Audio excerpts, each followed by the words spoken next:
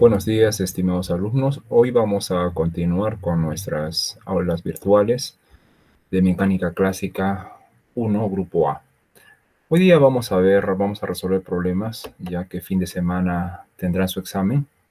Entonces vamos a resolver algunos problemas de toda la teoría que hemos visto hasta ahora del método de solución de problemas por el cálculo variacional, ¿no? Entonces, vamos a comenzar a ver. Vamos a resolver problemas de grado de complejidad un poquito más cada vez que avancemos.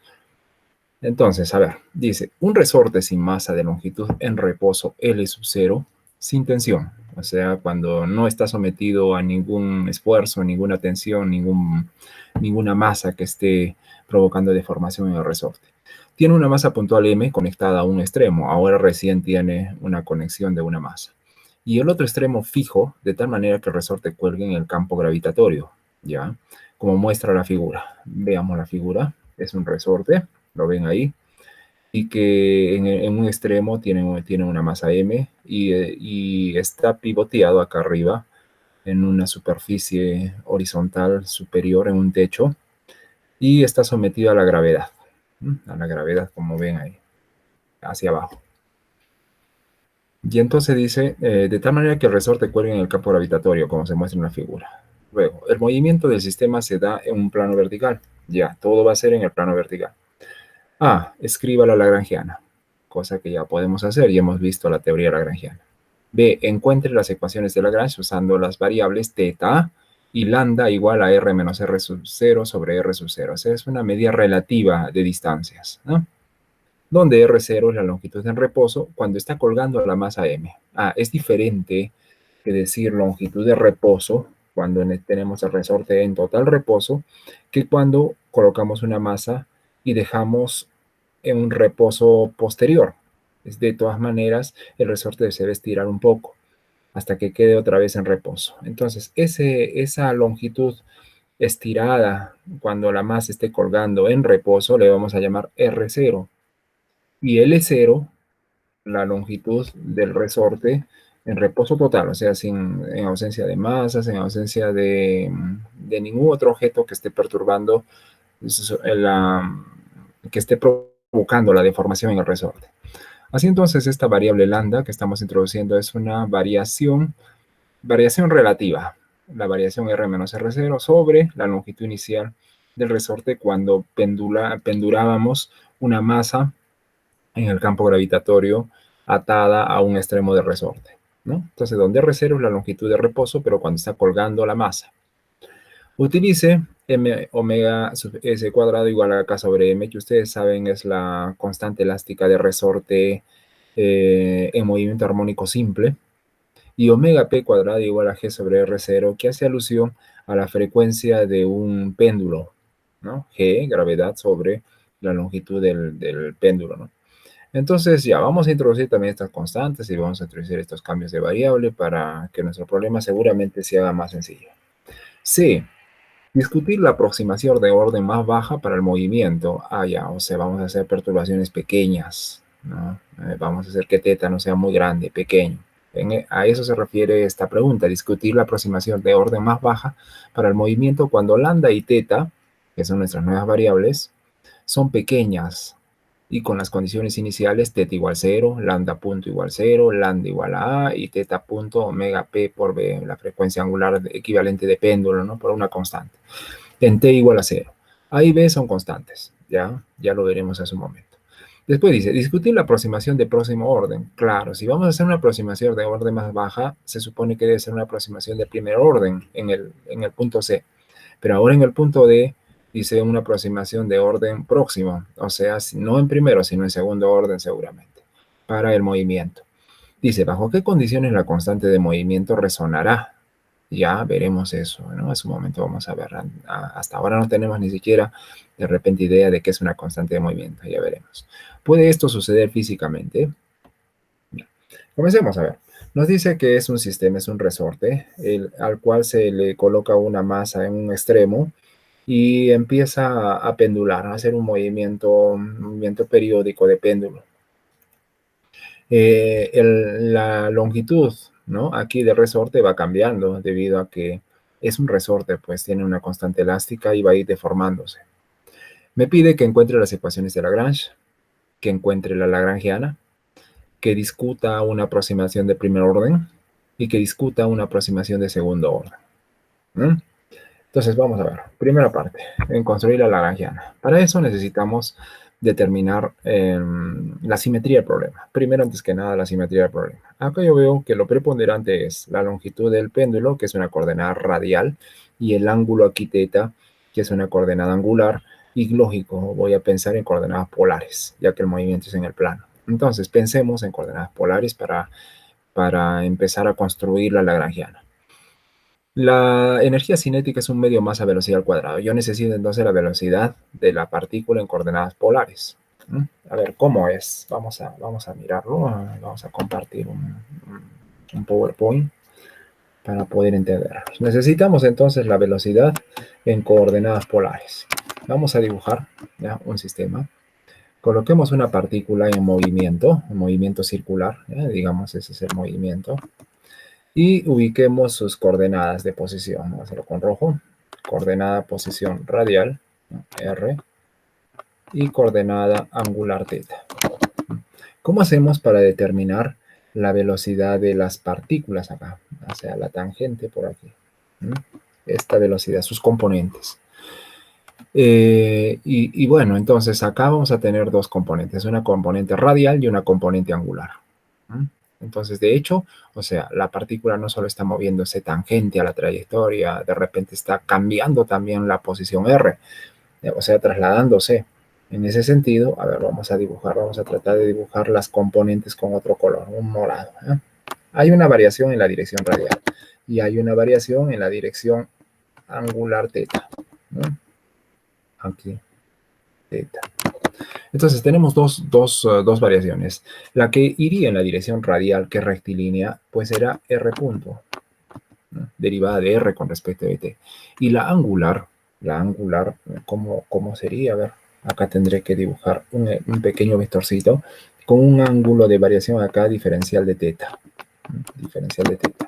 Entonces, ¿cuál será la velocidad angular que yo vea por allá? El arco en morado, que ustedes ven acá, que es este acá que estoy dibujando, ese ahí, el arco es R diferencial de θ. Lo vamos a poner con verde, como estamos poniendo acá, es R por diferencial de θ. Ahora, si yo quiero la velocidad, pues tendré que dividir entre el tiempo, ¿no? Entre el tiempo, entonces, para la componente de velocidad sería R derivada de θ con respecto al tiempo. Para la componente angular, ¿no? A ver, pongamos bonito el tiempo, que eso no parece tiempo, ¿no? Esa es para la componente angular. Por lo tanto, esto es, si deriva de θ con respecto de t es θ punto, entonces acá tendría R por θ punto. ¿No? Así entonces, nuestra velocidad será dada por esas dos componentes.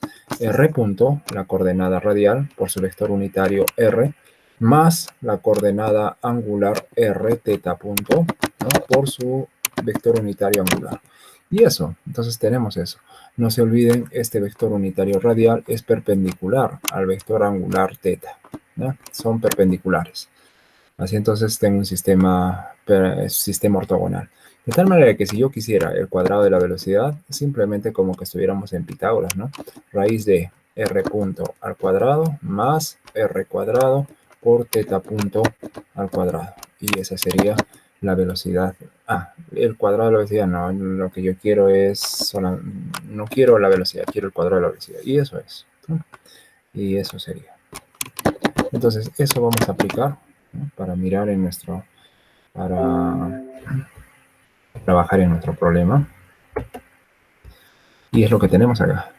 R punto al cuadrado más R cuadrado θ punto al cuadrado, que es el cuadrado de la velocidad de la partícula en coordenada, con una velocidad radial, claro, porque miren acá, debido a que el resorte es extensible, esto puede estar cambiando, ¿no? En la dirección radial, por lo tanto, tengo velocidad radial. Y tengo velocidad angular, sí, porque a la vez está haciendo un movimiento pendular hacia acá, ¿no? Entonces tengo una velocidad tangente a la trayectoria, que sería de dirección angular. Entonces tengo las dos. ¿Qué más? A ver, ahora vamos a ver la energía potencial. Yo tengo que tener referencia, tengo que obtener un punto de referencia desde el cual yo he construido mi energía cinética. De hecho, lo he hecho desde acá, desde aquí. O sea, el origen de coordenadas pasa por el enlace de unión del resorte con el techo. Entonces, ese es mi origen de coordenadas. Por lo tanto, ese también va a ser mi nivel de referencia para calcular la energía potencial. Así entonces, energía potencial existe de dos tipos acá. La gravitatoria, debido a la altura, debido a la masa, debido a que está en un campo gravitatorio, por lo tanto tenemos potencial gravitatoria. Y otra que es la potencial elástica, debido al estiramiento del resorte. Entonces, a ver, la energía potencial gravitatoria sería masa, gravedad por altura. Y la altura, como ustedes ven acá, esta componente aquí, que sería el equivalente aquí a esta distancia, dado que tengo R acá como hipotenusa, acá tengo el ángulo y acá yo quiero este lado adyacente, R coseno de teta es lo que tengo acá. Menos porque estamos debajo del nivel de referencia para la energía potencial. Ahora, energía potencial de resorte, todos saben, un medio K por la distancia elongada. Ya, la distancia elongada, ¿cuál será? Si es R y ya está elongada a una distancia R desde los puntos de atadura y el punto donde se encuentra la masa en el resorte, y además habíamos dicho al inicio que L0 era la longitud del resorte en reposo total, sin ni siquiera pendurar la masa M. La distancia sería ese estiramiento sería R menos L0. ¿Ya? Entonces medio K por ese elongamiento al cuadrado. Muy bien, ahora ya que tenemos la energía cinética y la potencial y cómo lo hemos calculado respecto a qué nivel de referencia, es importante pensar en eso. Ahora construimos la lagrangiana. T menos B es simplemente copiar. Un medio, toda esa cosa, menos estos dos, o sea, sería menos por menos más, y el otro sería menos. Y ya tenemos construida nuestra lagrangiana. Lo más importante en un problema cuando se desea, cuando queremos resolver un problema de mecánica clásica usando la teoría de Lagrange, ¿no? La teoría del cálculo variacional, es encontrar la energía cinética de todo el sistema, la energía potencial de todo el sistema, y luego construir la lagrangiana. Uno cuando tiene construida bien la lagrangiana, todo lo demás sale, y sale bien. Entonces, a ver, vamos. ¿Cuántas coordenadas tengo acá? Yo veo dos coordenadas a la vista. R y teta son mis dos coordenadas de trabajo. Por lo tanto, voy a tener dos y por lo tanto también 2 grados de libertad, ¿no? El sistema está en el plano y tiene 2 grados de libertad, la radial y la angular teta.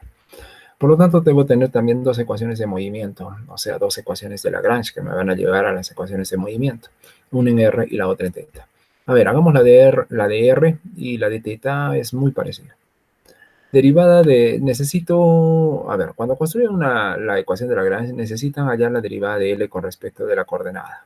Y también necesitan hallar la derivada de L con respecto de la velocidad, de velocidad generalizada, ¿no? Si es que fuera en forma generalizada. Entonces, a ver, vamos a ver. Derivada de L con respecto de R punto. ¿Dónde aparece R punto acá? Solamente aquí. La derivada sería MR punto, ya que hay un medio acá que se va con el cuadrado, ¿no? Entonces me queda MR punto. Y cuando derivo con respecto al tiempo, MR dos puntos, que es este término aquí. Menos derivada de L con respecto de R. ¿Dónde aparece R? Aquí hay uno. Cuando derivo con respecto a R, este 2 se va con el 2, me queda MR teta punto al cuadrado. Entonces menos MR teta punto al cuadrado, ya está bien, ¿no? Con este menos. Luego, acá, esto depende de R, sí. Entonces, ¿cuál es la derivada? Mg coseno de teta. Y con el menos, menos mg coseno de teta. Por acá, 2 con un medio se va, K por R menos L0 sería la derivada. Y ese menos por este menos me da más y KR menos L0. Muy bien, igual a 0, como dice la ecuación de Lagrange. Ahí tenemos entonces una ecuación de movimiento para R. Si nosotros logramos integrar esto, logramos el movimiento de R, ¿no? Encontrar la ecuación de movimiento de R.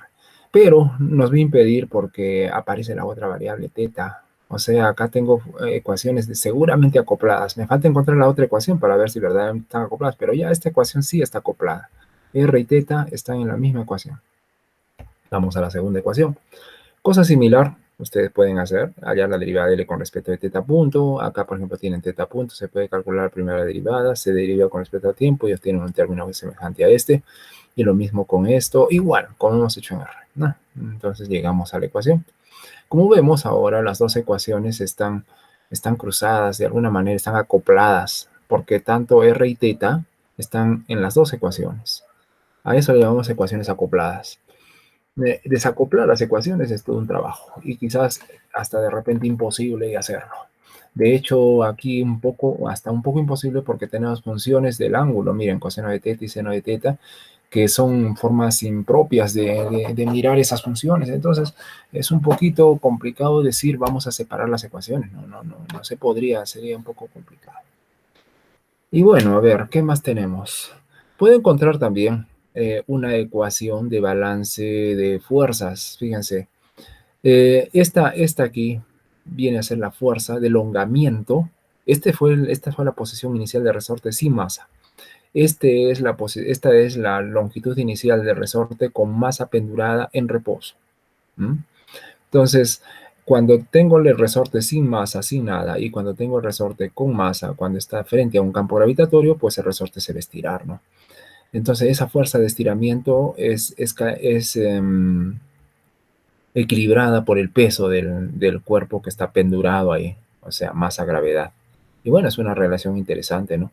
Esta no es una ecuación de ligadura, por si acaso, porque si queremos una ecuación de ligadura sería entre las variables R y teta. Acá no, son R0, L0, son constantes. Esta es una ecuación de constantes, simplemente me dice sobre el equilibrio inicial que debería haber entre todas las variables. Bueno, vamos a ver, sigamos haciendo un cálculo. Esta ecuación nos va a servir para hacer reducciones después adicionales. Nos había dicho el problema que introduzcamos en la parte B, donde dice que encuentre las ecuaciones de Lagrange. Y ya lo hemos hecho también. Bueno, sí, de alguna manera ya lo hemos hecho, solamente que use estas variables. Teta, que ya la tenemos, conocemos, es el ángulo de separación del péndulo, y lambda, ahora vamos a introducir esa constante lambda. Del todo no es constante porque varía con este R, que sí es variable. R0 más bien sí es fijo. R0, recuerden, era la distancia en reposo, la longitud en reposo del resorte cuando la masa se ha pendurado en él. O sea, de todas maneras está estirado. No es L0, que era la condición básica, elemental del resorte cuando no tiene nada, ninguna masa pendurada, nada de nada. Y bueno, entonces introduzcamos este lambda. No se olviden que es una función de R. O sea, al hablar de lambda, están hablando de R de alguna forma. Entonces, usamos esa condición y despejando lambda tenemos lo siguiente. R menos R0 sobre R0. O sea, es una longitud relativa. Es el desplazamiento del resorte en movimiento relativo a la longitud inicial del resorte cuando la masa estaba pendurada en un extremo del resorte. Bueno, el despeje es simple. De aquí yo despejo. A ver, mirando mis ecuaciones acá, necesito esta cantidad de R menos L0. ¿Cómo puedo lograrla? Si tengo que lambda es R menos R0 sobre R0 y K por R0 menos L0 es igual a mg. Si yo despejara R0 menos L0 de acá, que sería mg sobre K, pasando K, y si despejo de acá R menos R0, que sería lambda por R0, miren la estructura, R menos R0 y R0 menos L0. Si sumo esas dos cantidades, R0 y R0 se van, me queda el R menos L0 que yo quiero acá. Entonces vamos a hacerlo. R menos L0, entonces sumando mg sobre K más lambda por R0. Y ahí está. Entonces, de una vez, ahora vamos a tratar de introducir esas cosas en nuestras ecuaciones. En nuestras ecuaciones ya de movimiento de Lagrange. Bueno, de acá despejo R, porque voy a necesitar también R, y hallar derivadas y hacer un montón de cosas con R. Despejo en función de este lambda, que también es variable. Entonces nos queda esto.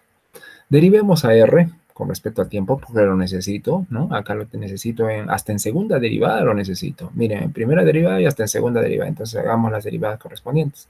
Primera derivada sería igual a R0 por la derivada de lambda, ya que lambda también es variable, ¿no? Entonces es la primera derivada. La segunda derivada será R0 por derivada segunda de lambda. Y listo. Estamos preparando las cosas que necesitamos para volver a reconstruir, volver a expresar bajo otras variables, bajo esta transformación, las ecuaciones de Lagrange. Vamos entonces con nuestra primera ecuación, que era esta, ¿no? Esta acá. Sustituyendo estos valores, no es nada difícil, ¿no? R segunda, por ejemplo, ya tenemos que es R0 por lambda segunda, que está acá, solamente que este R0 seguramente lo estamos pasando dividiendo ya y bueno, ya arreglando la ecuación, que es lo que realmente se hace. Y luego seguimos con este mr teta punto al cuadrado, ¿no? Ahí lo tienen, teta punto al cuadrado, pero m También, aunque, bueno, no la tenemos acá, habría que dividir entre esa masa. De hecho, sí, ¿no? Si acá veía masa y acá no veo masa, estoy dividiendo entre masa. Por lo tanto, si divido entre masa, este tampoco debe aparecer en el segundo termo. R. R era, según esto, era R0 por 1 más lambda. Y claro, acá está 1 más lambda por R0. Solamente que R0, de la misma manera, también como en la derivada segunda aparece el R0, también debería aparecer acá, pero acá no está apareciendo, ni tampoco por aquí está apareciendo. Por lo tanto, seguramente también se está dividiendo por R0. Y bueno, simplificando y arreglando todo, la idea es sustituir estos valores de R bajo la nueva variable lambda y introducir en la ecuación, ¿no? En la ecuación en R y simplificar. Nos queda la siguiente ecuación, ¿no? Lambda segunda más K lambda sobre M menos 1 más lambda teta punto al cuadrado más G R sobre R0 por 1 menos coseno de teta igual 0. El detalle ustedes lo pueden ver a todo detalle, ¿no? A todo detalle. Lo pueden hacer, ¿no? Es un ejercicio de álgebra sencillo. Ahora, en la segunda ecuación, lo mismo. Hacemos los cambios. En lugar de R, ponemos la nueva variable lambda bajo esta relación. R0 por 1 más lambda. Hacen ese trabajo en toda la ecuación. No es nada complicado. Usan las derivadas correspondientes cuando las necesiten. Por ejemplo, acá van a necesitarla como R punto, ¿no? Usan y, bueno, logramos la ecuación, ¿no? Ahora nuestras ecuaciones de movimiento tanto para lambda, que es una función de R, como para teta, ¿no? Ya están escritas de esta manera, una manera más sencilla. De hecho, ahora vamos a introducir otra vez algo que nos decía en el problema. Utilice la frecuencia del oscilador del resorte armónico K sobre M y la frecuencia del péndulo asociado o péndulo equivalente G sobre R0. Hacemos esos cambios como constantes, acá están.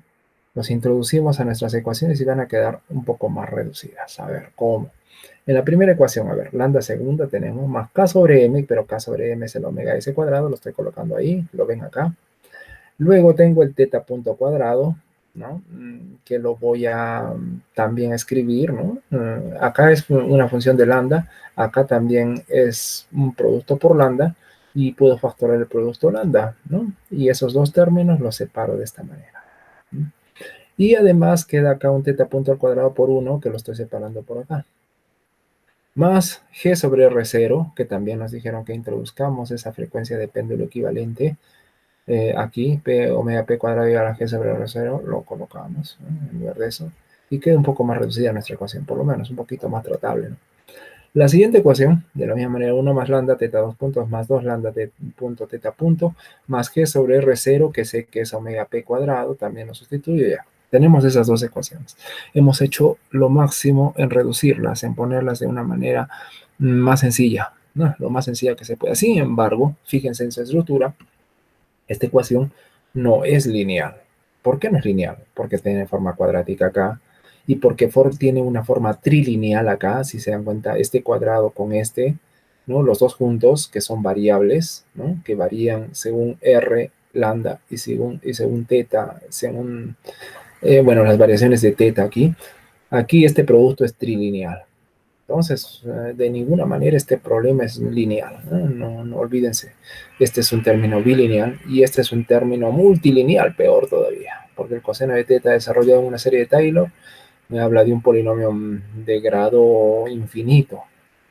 Lo mismo por acá. De hecho, ya acá tengo una bilinealidad que me impide resolver el problema de una manera rápida, sencilla. Ojo también, otra cosa, que las ecuaciones todavía están acopladas. Y ese es otro problema. Bueno, no nos están pidiendo que resolvamos hasta el punto B.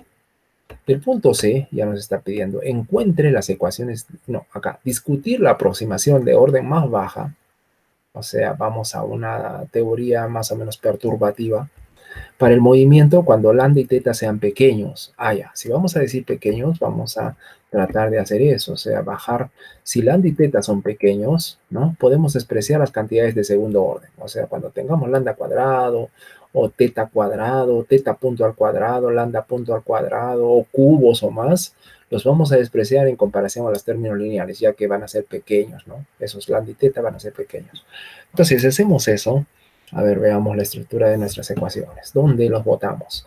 Este término que es bilineal, con este término va a quedar una expresión trilineal. Lo desprecio ya, que se vaya de una vez. Teta punto al cuadrado también, porque es un término bilineal, tampoco lo quiero, ¿no? Debido a que lambda y teta van a ser pequeños, también este puede irse. ¿Qué más? Ya, se van todos esos. ¿Qué me está quedando? Me está quedando lambda segunda, que está acá, este término acá. Me está quedando, a ver, ¿qué más? A ver, ¿qué pasa con este? Cuando teta es muy pequeño, el coseno casi tiende a 1. Es como decir coseno de 0. Casi tiende a 1. Entonces, 1 menos 1, 0. Y este término también se va, ¿no? También se va. ¿Qué me ha quedado finalmente? El lambda segunda, ¿no? Y algún término más por acá. El omega s cuadrado por lambda, este acá, omega s cuadrado por lambda, y nada más, todos los demás se han ido. Y me queda una aproximación muy buena, pero para un lambda pequeño. ¿Mm? ¿A qué me refiero con lambda pequeño? Otra vez revisemos. Como lambda es igual a r menos r0 sobre r0, ¿a qué se están refiriendo con lambda pequeño? Cuando r menos r0 sea pequeño, o sea, cuando el elongamiento que tengan del resorte, cuando la masa está pendurada, cuando el elongamiento sea pequeño, chiquitito, o sea, que no haya mucha variación acá en la longitud del resorte. Ese sería el caso. Ahora vamos con teta, a ver qué le pasa a teta acá en la ecuación. Vamos a botar todos los términos bilineales porque son pequeños. Lambda punto, teta punto es bilineal, se va. ¿Qué más? A ver. Después tenemos el seno de teta. ¿A qué se aproxima seno de teta bajo una serie de Taylor en la aproximación más baja a primer orden? Si desarrollo seno de teta en una serie de Taylor, sería teta más teta cubo sobre 3 factorial, más teta quinta sobre 5 factorial, más menos, más menos, más menos y así, ¿no? Entonces, términos cúbicos quinta se van y solamente que me quede el primer término que sería teta. De hecho, es de ahí de donde sale que seno de teta es aproximadamente igual a teta cuando teta es pequeño. De hacer una aproximación en serie de Taylor y quedarnos solamente con el primer término de la aproximación. Entonces, seno de teta se aproxima muy bien a teta cuando es pequeño. Omega p cuadrado queda por acá. Este término que es bilineal se va porque es muy pequeño en comparación a los términos lineales y nos quedamos pues con lo que queda de la ecuación, ¿no? Teta 2 puntos más omega p cuadrado por teta. Listo, entonces, ahora, ¿qué más tenemos que hacer acá? Resolver esas ecuaciones, ¿no? A ver, ¿qué son ecuaciones de segundo orden? Y rápidamente me doy cuenta que tienen la estructura de un movimiento armónico simple. Ustedes recordarán el movimiento armónico simple, por ejemplo, de un oscilador armónico. Un oscilador armónico tiene x segunda más la frecuencia angular del oscilador armónico al cuadrado del movimiento armónico simple por x igual a 0. Es la ecuación de un movimiento armónico. Y acá yo estoy viendo dos ecuaciones de movimiento armónico. Lambda, que es lo mismo que R, bajo la transformación que hicimos para R, ¿no? Los elongamientos del resorte. Vibra a la frecuencia que lo haría el oscilador armónico. Correcto, porque el oscilador que veo acá, lo que yo estoy viendo es la variación en la dirección R, o sea, el movimiento armónico en R. Y de hecho, entonces a eso se refiere esa frecuencia de oscilación del, del resorte, ¿no? Como está oscilando el resorte, como que fuera un resorte casi libre, ¿no? Siempre que las oscilaciones sean pequeñas. Y la otra ecuación, ¿qué dice? También acá hay un movimiento armónico. Teta está variando armónicamente a la frecuencia del péndulo, lo que es correcto también, porque teta es el ángulo aquí. Y también no solamente este resorte está oscilando en este sentido, sino también lo está haciendo de esta forma, como péndulo. Y entonces es lógico que la frecuencia, cuando tengamos ángulos pequeños, ¿no? La frecuencia de oscilación sea como la de un péndulo. Y tienen ahí la frecuencia equivalente de péndulo. Entonces salen las cosas en aproximación muy buena, ¿no? O sea que realmente estamos trabajando con nuestras ecuaciones de una manera correcta. No está mal. Y bueno, entonces, si yo quiero encontrar la solución a esas, pues tengo que hablar de simple, movimientos armónicos simples. A coseno de omega st, la solución para este, y b seno de omega pt para este. ¿Listo? Solamente que lambda y teta, lambda es un tipo de coordenada radial, teta es una coordenada angular y ambas son independientes. Una va en la dirección radial y la otra en la dirección perpendicular a la radial. O sea, son independientes. Y eso debe reflejarse en la forma de las ecuaciones. Por eso es que escogemos para una coseno y para la otra seno, porque sabemos que coseno y seno son independientes, son ortogonales. En ese sentido, entonces se escoge una coseno, la otra seno, ¿no? A y B se determinan con condiciones iniciales de los problemas. No es difícil eso. Y como digo acá, ¿no? Lambda y teta oscilan con frecuencias angulares omega s y omega p respectivamente, con una diferencia de fase de pi medios lo suficiente para que sean movimientos independientes, ¿sí? Ortogonales. D, a ver, ¿qué nos decían D? Discuta la aproximación de próximo orden, o sea, de segundo orden, para el movimiento. O sea, nos vamos a ir a una aproximación mucho mejor todavía. ¿Bajo qué condiciones la constante de movimiento resonará? A ver, ¿a qué se refiere esa constante de movimiento que resuene? Hablamos del efecto de resonancia, de eso estaríamos hablando acá. Vamos a ver ahorita. ¿Puede esto suceder físicamente? Cuando hablamos de resonancia, ustedes recordarán, el fenómeno de resonancia es un fenómeno en el cual hay una frecuencia propia del sistema que si existiera una fuerza externa acoplada al objeto, una fuerza externa estoy hablando, acoplada al resorte, por ejemplo acá, si acoplamos una fuerza, estamos hablando del movimiento de un oscilador armónico forzado, porque estamos aplicando una fuerza sobre ella. Si aplicamos ella y esa fuerza a la que aplicamos a este objeto tiene una forma de seno-coseno, ¿no? O sea, tiene una función de seno de una frecuencia angular por el tiempo, por ejemplo. Si nosotros vibramos, si nuestro objeto, nuestro sistema empieza a vibrar a la misma frecuencia con que esa fuerza vibra, esa fuerza externa vibra, estamos diciendo que entra en resonancia. Y el entrar en resonancia implica que la amplitud de las ondas que tengamos crece. Es extraño porque si voy a trabajar con un problema lineal, yo quiero que más bien que las amplitudes no crezcan mucho. O sea, es una cosa algo incompatible, pero de todas maneras vamos a encontrar esa frecuencia de resonancia y vamos a ver si eso puede suceder físicamente. Ya les estoy diciendo, ¿no? Si hay incompatibilidad en la resonancia, o sea, una elevación de la amplitud de la onda, y ya que estoy trabajando con aproximaciones de diferencias infinitesimales, entonces hay algo de incongruente, ¿no? Cuando hablemos de las dos cosas. Y eso es a lo que se refiere esta parte de la pregunta. ¿Puede esto suceder físicamente? Bueno, vamos a ver entonces esas aproximaciones de segundo orden para el problema. ¿Cómo se ve? Es la parte del problema. ¿Se dan cuenta? Estamos sacando al máximo toda la información del problema. O sea, yo no me he quedado solamente con escribirlo a la lagrangiana y encontrar las ecuaciones de movimiento, las ecuaciones de la... No me he quedado contento con eso. Eso es lo que todo problema comúnmente en mecánica clásica les pide. Estamos yendo más lejos. Estamos viendo qué pasa si las oscilaciones son pequeñas. ¿Qué pasa cuando hacemos una aproximación de primer orden? ¿Qué pasa cuando hacemos una aproximación ahora de segundo orden y todo? ¿No? Y así, entonces, a ver, vamos a ver qué pasa. Si retenemos el término de segundo orden, ¿cómo no nos va a quedar las ecuaciones? A ver, vamos a empezar a analizar. Este término es de primer orden, empezando por ahí, porque solamente tiene lambda, una derivada segunda de lambda es de primer orden. Por acá, este término es constante, por esta variable sería de primer orden, estas dos. Esta es de segundo orden, esta es de primer orden. Al multiplicar me va a quedar un término de tercer orden. No, yo solo quiero mantener los de segundo orden, entonces este se va. ¿Ya? Solamente nos va a quedar acá entonces omega c s cuadrado por lambda. Este, teta punto al cuadrado, este sí queda, porque todavía es de segundo orden. El coseno de teta, a ver, ¿qué pasa con el coseno de teta? ¿Queda o no queda? Vamos a ver la aproximación 1 menos coseno de teta. ¿Qué le pasa? ¿Ya? Vamos a mirarlo aquí, aquí. Entonces vamos a ver qué le pasa al término 1 menos coseno de teta cuando hacemos la aproximación. Decimos 1 menos coseno de teta.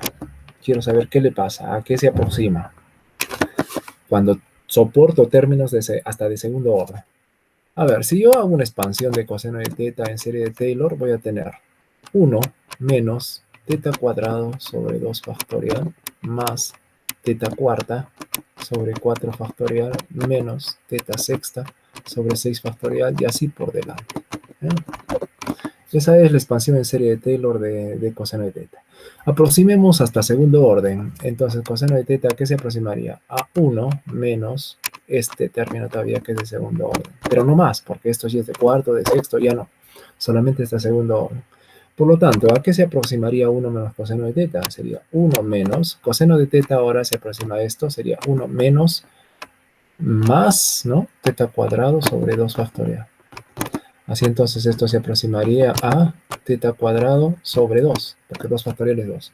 Ya, entonces en aproximación de segundo orden, 1 menos coseno de teta va a ser teta cuadrado sobre 2. Vamos, entonces seguimos con nuestros análisis, a ver si están bien, si así trabajan, ¿no? A ver, entonces tenemos acá en esta ecuación, ¿no? En esta ecuación estamos viendo. A ver, como dijimos, a ver, en la ecuación, lambda segunda queda. Omega s cuadrado por lambda queda. ¿Dónde está eso? Omega s cuadrado por lambda quedó. ¿Qué más está quedando? Teta punto al cuadrado por lambda, no, eso no queda. Menos teta punto al cuadrado queda. Y lo tengo acá, menos teta punto al cuadrado. Sí, lo tengo pasado al lado derecho, teta punto al cuadrado. Y el otro término, el último término que tengo por acá, este g sobre r0 por 1 menos coseno de teta, ya vimos, 1 menos coseno de teta quedaba como teta cuadrado sobre 2, ¿no? Teta cuadrado medios, con aproximación de segundo orden. Teta al cuadrado medios es esto, por omega p cuadrado, eso es lo que debe quedar. Omega p cuadrado por teta cuadrado sobre 2.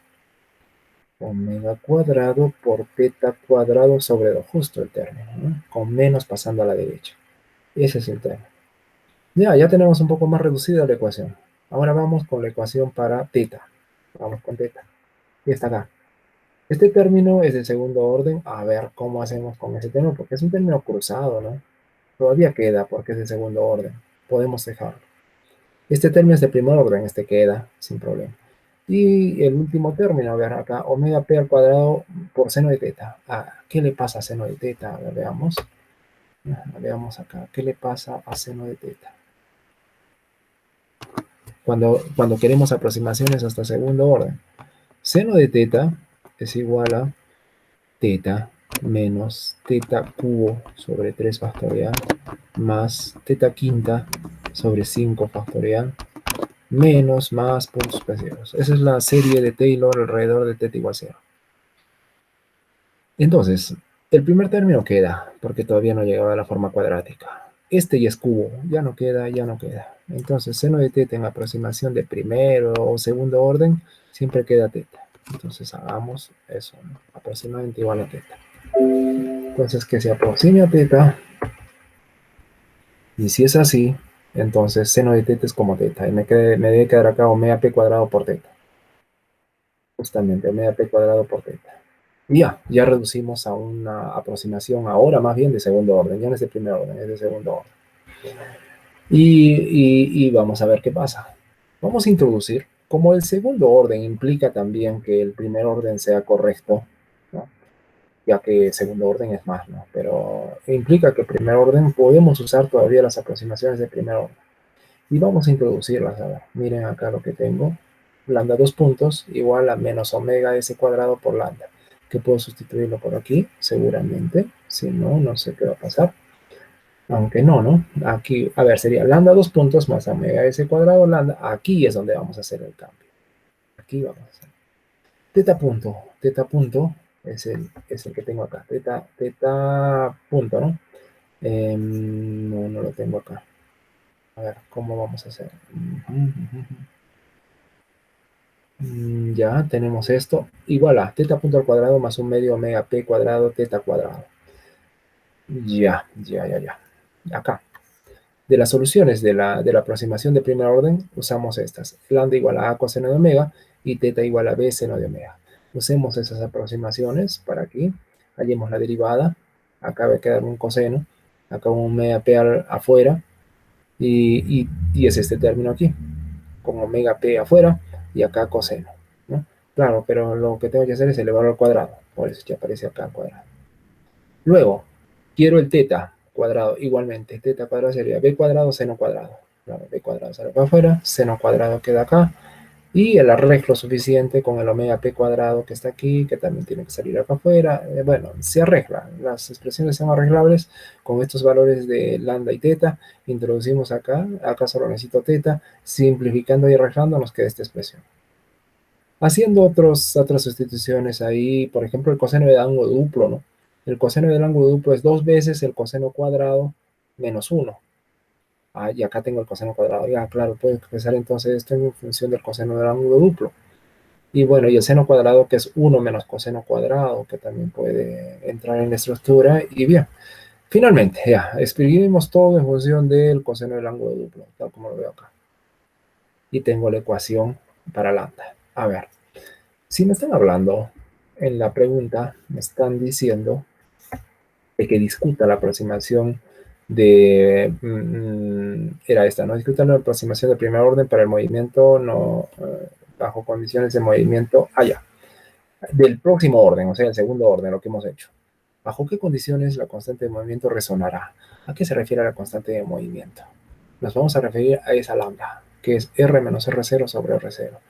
O sea, hasta dónde se amplifica la onda de tipo oscilador armónico para R, para la coordenada radial, de tal manera que crezca la amplitud todo lo que se pueda, con la condición de que resuene, que haga resonancia.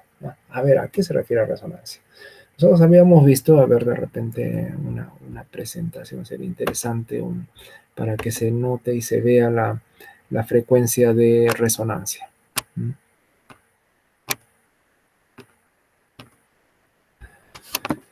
Ya, cuando tenemos un ratito,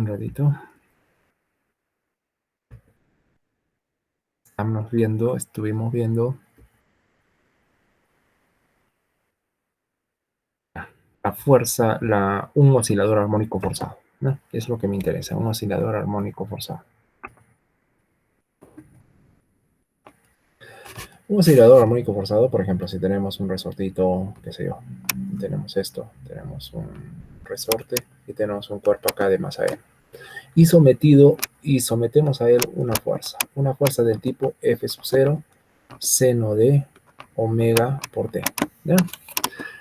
Entonces, acá la ecuación de movimiento va a ser la siguiente. X segunda más omega cuadrado sub 0 le voy a llamar relativo a la frecuencia de oscilación de este oscilador armónico, ¿no? Omega 0. Omega 0 cuadrado por X es igual a F sub 0 sobre la masa del resorte o del objeto que está acoplado por seno de omega t. Esto es la ecuación de un oscilador armónico forzado. Acá tenemos una fuerza externa de este tipo que está provocando un movimiento armónico forzado. Decimos, ya, en este término es donde se ve la resonancia. Esta frecuencia, si esa frecuencia se iguala a esta otra, si omega fuera igual a omega 0, a la frecuencia propia del oscilador, esta frecuencia es la frecuencia de la fuerza aplicada y esta omega 0 es la frecuencia propia del oscilador. Si esto fuera igual, entonces tenemos ese efecto de resonancia que decíamos, ¿no? Resonancia. Y es lo que vamos a discutir ahora, lo que vamos a analizar ahora. ¿Qué pasa cuando las frecuencias, estamos vibrando a la frecuencia de resonancia? A esa frecuencia de resonancia, cuando omega sea igual a omega 0, y acá dibujemos la amplitud de la onda. Cuando yo encuentro la solución de esto, encuentro x igual amplitud, posiblemente seno, coseno, qué sé yo, de omega t. ¿No? Vamos a encontrar una solución de este tipo, donde A es una función que depende de la frecuencia omega 0, que depende posiblemente también del tiempo, en una forma exponencial. De tal manera que vamos a tener una gráfica de este tipo. Cuando graficamos la amplitud, o sea, esta función, vamos a tener una gráfica de ese tipo. ¿Se dan cuenta? La amplitud es máxima cuando lleguemos a esa frecuencia que es la frecuencia de resonancia. Y eso no queremos. Por ejemplo, en un resorte, ¿qué pasa cuando llegamos a esa amplitud alta, a esa frecuencia omega 0, cuando la frecuencia sea igual a la frecuencia de resonancia? Vamos a provocar que el resorte pues se estire y de repente hasta se pueda romper o pierda su elasticidad, ya llegue al límite de plasticidad, ¿no? Y ahí ya el resorte no tiene más influencia, pierde el interés como un movimiento oscilatorio, ya no más es un movimiento oscilatorio. Entonces, es eso, un poquito hablando sobre el fenómeno de resonancia. Lo que ahora, ¿cómo me interesa ver las cosas acá? Fíjense, cuando escribo esto, aquí veo el término de movimiento armónico simple, la derivada segunda y la frecuencia angular al cuadrado, de resorte, ¿no? Spring, resorte. Y en este lado veo algo que se parece a la fuerza que yo dije, esa fuerza F coseno de omega t, F seno de omega t. De hecho, esta es la fuerza a la cual es como una fuerza que hace que mi sistema de movimiento armónico simple se vuelva forzado. ¿Cuál es la frecuencia de esa fuerza? Y no es fuerza, pero es un equivalente. La frecuencia es la que veo acá, la fase que encuentro dentro de las funciones trigonométricas, en este caso coseno. La fase es 2 veces omega p.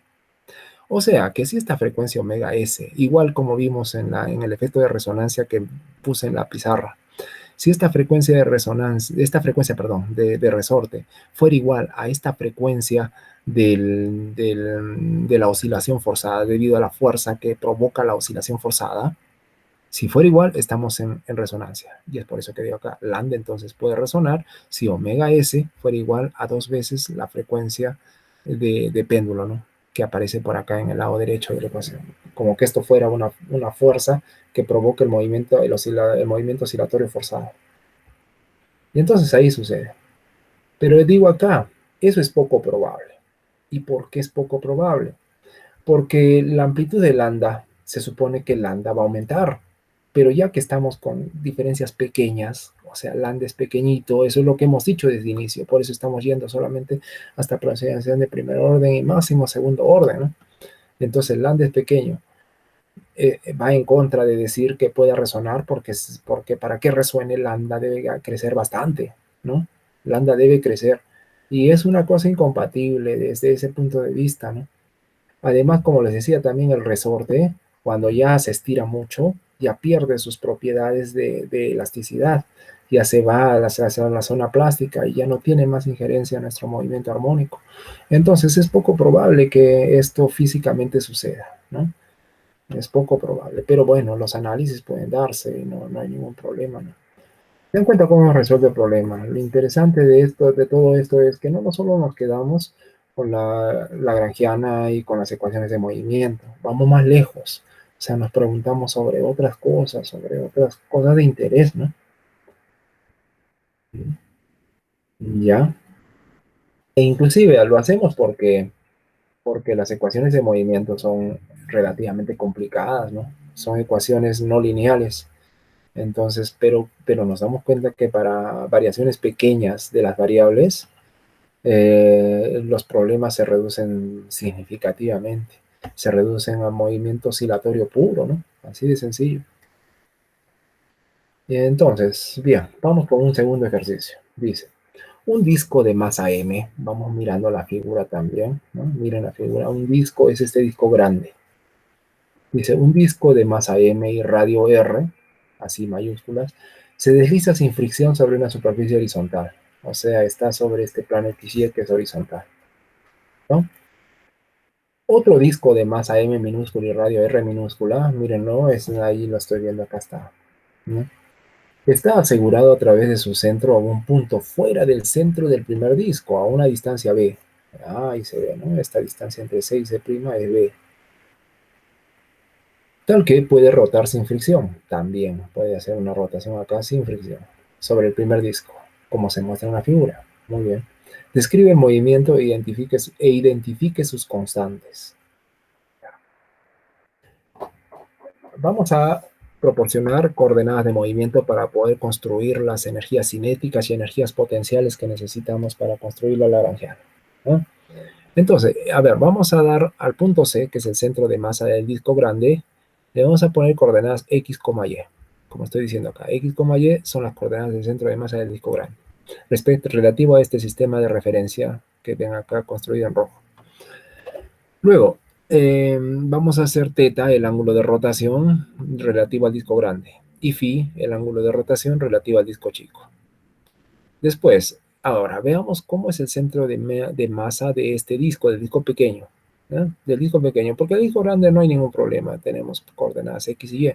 Yo necesito ver relativo a mi sistema de coordenadas cuáles son las coordenadas del centro de mi círculo pequeño, ¿no? Para poder encontrar las ecuaciones de velocidad y por lo tanto la energía cinética, ¿no?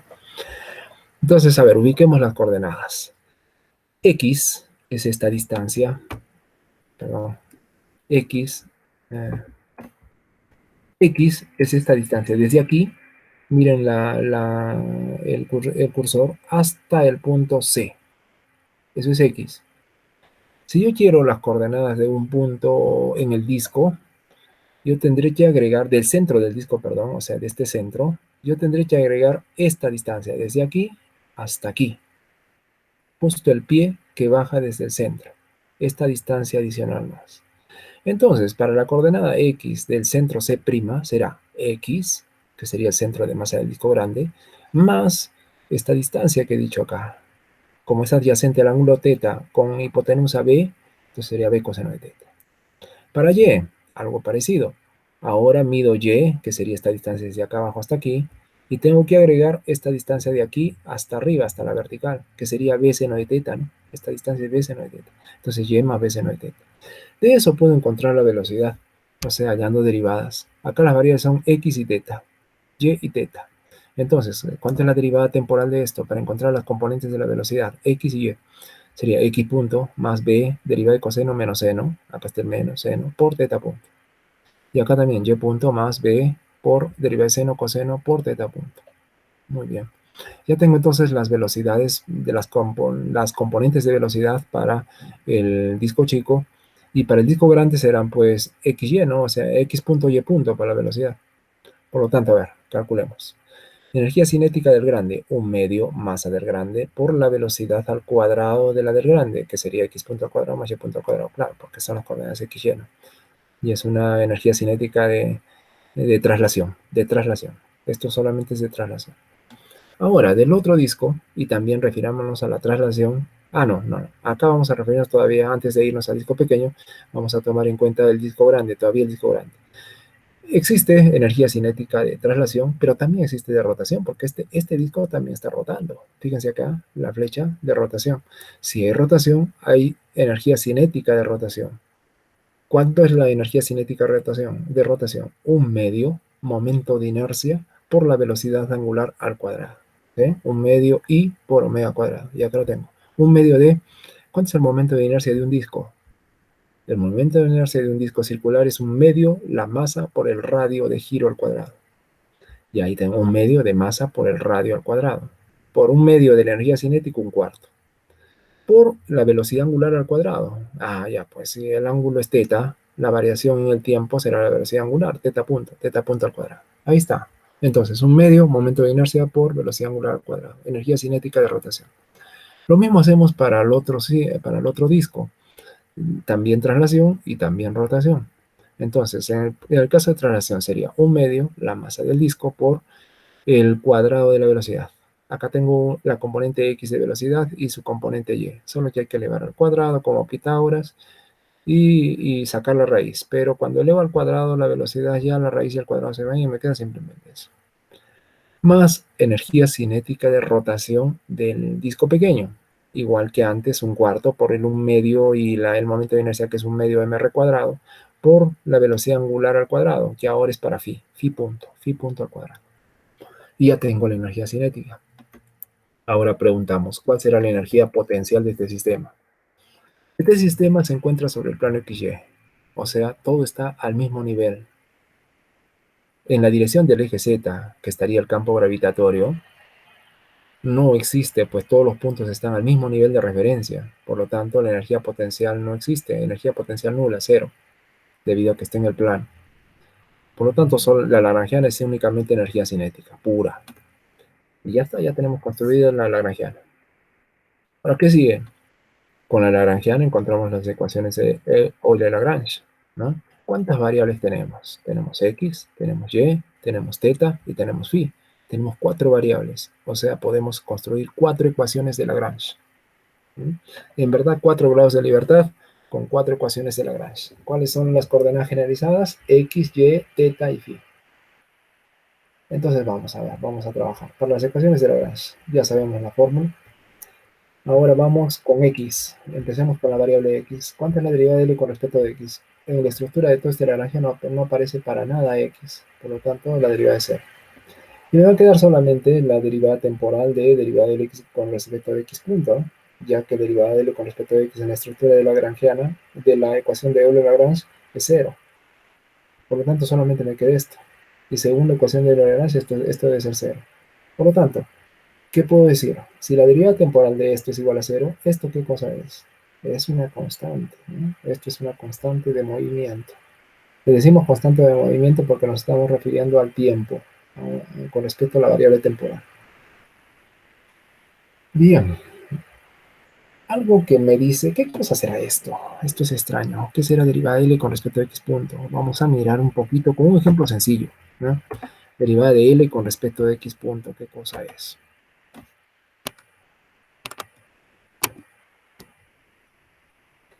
Derivada de L con respecto de X punto, ¿ya? Me causa interés eso porque estoy viendo que esta es la constante de movimiento, ¿no? Actualmente esta es la constante de movimiento. Ya, pero ¿qué cosa es eso? A ver, un lagrangiano sencillo, uno de partícula libre. ¿Recordarán cuando vimos el lagrangiano de una partícula libre? Y en el lagrangiano de partícula libre dijimos que era un medio masa velocidad al cuadrado. ¿Sí? Ese era el lagrangiano de una partícula libre. ¿Qué cosa es acá derivada de L con respecto de X punto? Derivo y me queda mx punto, ¿sí? ¿Y qué es masa por velocidad? Es momentum, ¿verdad? Es momento. En mi caso, en la dirección X, porque estoy trabajando con la variable X. En el caso que yo tengo una lagrangiana que dependa de cualquier coordenada generalizada y velocidades generalizadas, en caso de cualquier lagrangiana de ese tipo, derivada de L con respecto de Q punto, que es muy análogo, ¿no? A Y es X, a que es Q, coordenada generalizada, es un momento generalizado, momento relativo a la coordenada Q. Es un momento generalizado P. ¿No?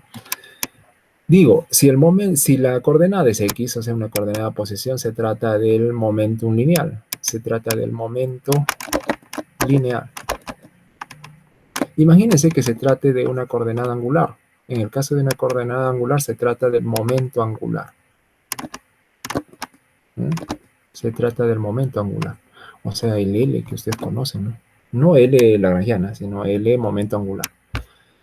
Entonces es interesante porque a diferentes coordenadas generalizadas yo puedo hablar de momento lineal, momento angular y cosas de esas, ¿no? A ver, vamos entonces a ver qué cosa entonces sería nuestro problema, lo que estamos tratando de mostrar acá. Entonces, quiere decir que acá hay un momentum relativo a la coordenada X, o sea, se trata de un momentum lineal. O sea, todo esto es el momentum lineal del sistema del sistema que estamos estudiando. O sea, de ese sistema, de todo este sistema. Se trata, eso que estoy viendo, es el momentum lineal en dirección X. Y es constante. Seguramente que no habrá fuerzas externas aplicadas en esa dirección. Por eso es que ha salido constante. Ya tenemos una ecuación de Lagrange. Una segunda ecuación. No la estamos resolviendo. En verdad acá tengo una ecuación acoplada, x con teta, ¿no? Y acá seno de teta me dice que la ecuación es no lineal. O sea, no es tan... La estructura parece sencilla, pero no es tan sencilla, ¿no? Ahora vamos con otra variable. ¿Cuál es otra variable que que podemos identificar acá? La variable y, que es la otra coordenada del centro de masa del disco grande. Hagamos todos los trabajos para y. Derivada de L con respecto a y igual 0, derivada de L con respecto a y punto. Por lo tanto, igual que arriba, si derivada de L con respecto a x es 0, entonces derivada de L con respecto de y punto también debe ser constante, igual que acá. O sea, otro momentum lineal en la dirección del eje Y, ¿no? Otro momentum lineal, otra vez esta cantidad debe ser constante, que cuando yo haya la derivada es esto, ¿no? Derivada de L con respecto a Y punto L, ya sabemos es todo esto, hay que derivar con respecto a Y punto, ya tenemos esa expresión, ¿no? Esta expresión, ¿no? Y eso es constante. Y esto tiene que ver entonces, esto es el momentum lineal en la dirección del eje Y. Entonces, estoy diciendo de que el momentum lineal en dirección del eje X del sistema y el momentum lineal en dirección del eje Y del sistema, ambos los dos son constantes de movimiento. O sea que aquí no hay fuerzas aplicadas sobre la dirección del eje X ni la dirección del eje Y. No hay fuerzas, de hecho, no hay fuerzas. Ustedes están viendo, solo es el movimiento de estos objetos sin fricción, dice, ¿no? De esos discos sin fricción. De hecho, no hay fuerzas. Eso se manifiesta en la conservación de los momentos lineales, ¿no? Vamos con otra variable, la variable phi. La variable phi, a ver si la vemos acá. ¿Dónde aparece phi por acá? Phi, no phi punto, sino phi nada más. No aparece. El único sitio donde aparece phi, y todavía como phi punto, es acá. No aparece phi en ningún sitio. Por lo tanto, entonces, la derivada de L con respecto a phi también sería cero. Y por lo tanto, igual que los casos anteriores, derivada de L con respecto de phi punto sería una constante. O sea, y ahora es con respecto a un ángulo. Cuando se deriva con respecto a un ángulo y les queda constante aquí, lo que se está conservando no es el momento lineal, ahora es un momento angular, pero de dirección phi. A ver, dejémoslo por ahí porque todavía eso no es del todo correcto, ¿no? ¿Qué pasa con la otra coordenada? Ahora derivada de L con respecto de teta. ¿Habrá términos en teta en la lagrangiana? A ver, pues acá hay uno, acá hay otro, sí hay. Entonces ya no vamos a tener derivada de L con respecto de teta igual cero, como en los otros casos, ¿no? Ahora ya no es cero, ahora es otra cosa. Eso ya hace de que ya no haya, ya no pueda conservar el momentum en dirección teta. Y bueno, puedo encontrar derivada de L con respecto de teta punto para poder escribir la ecuación de Euler-Lagrange. Y ya, y luego la ecuación de movimiento con la ecuación de Lagrange, me queda una expresión como esta. Esto es sencillo, pasar por derivadas, ¿sí? No es nada problemático.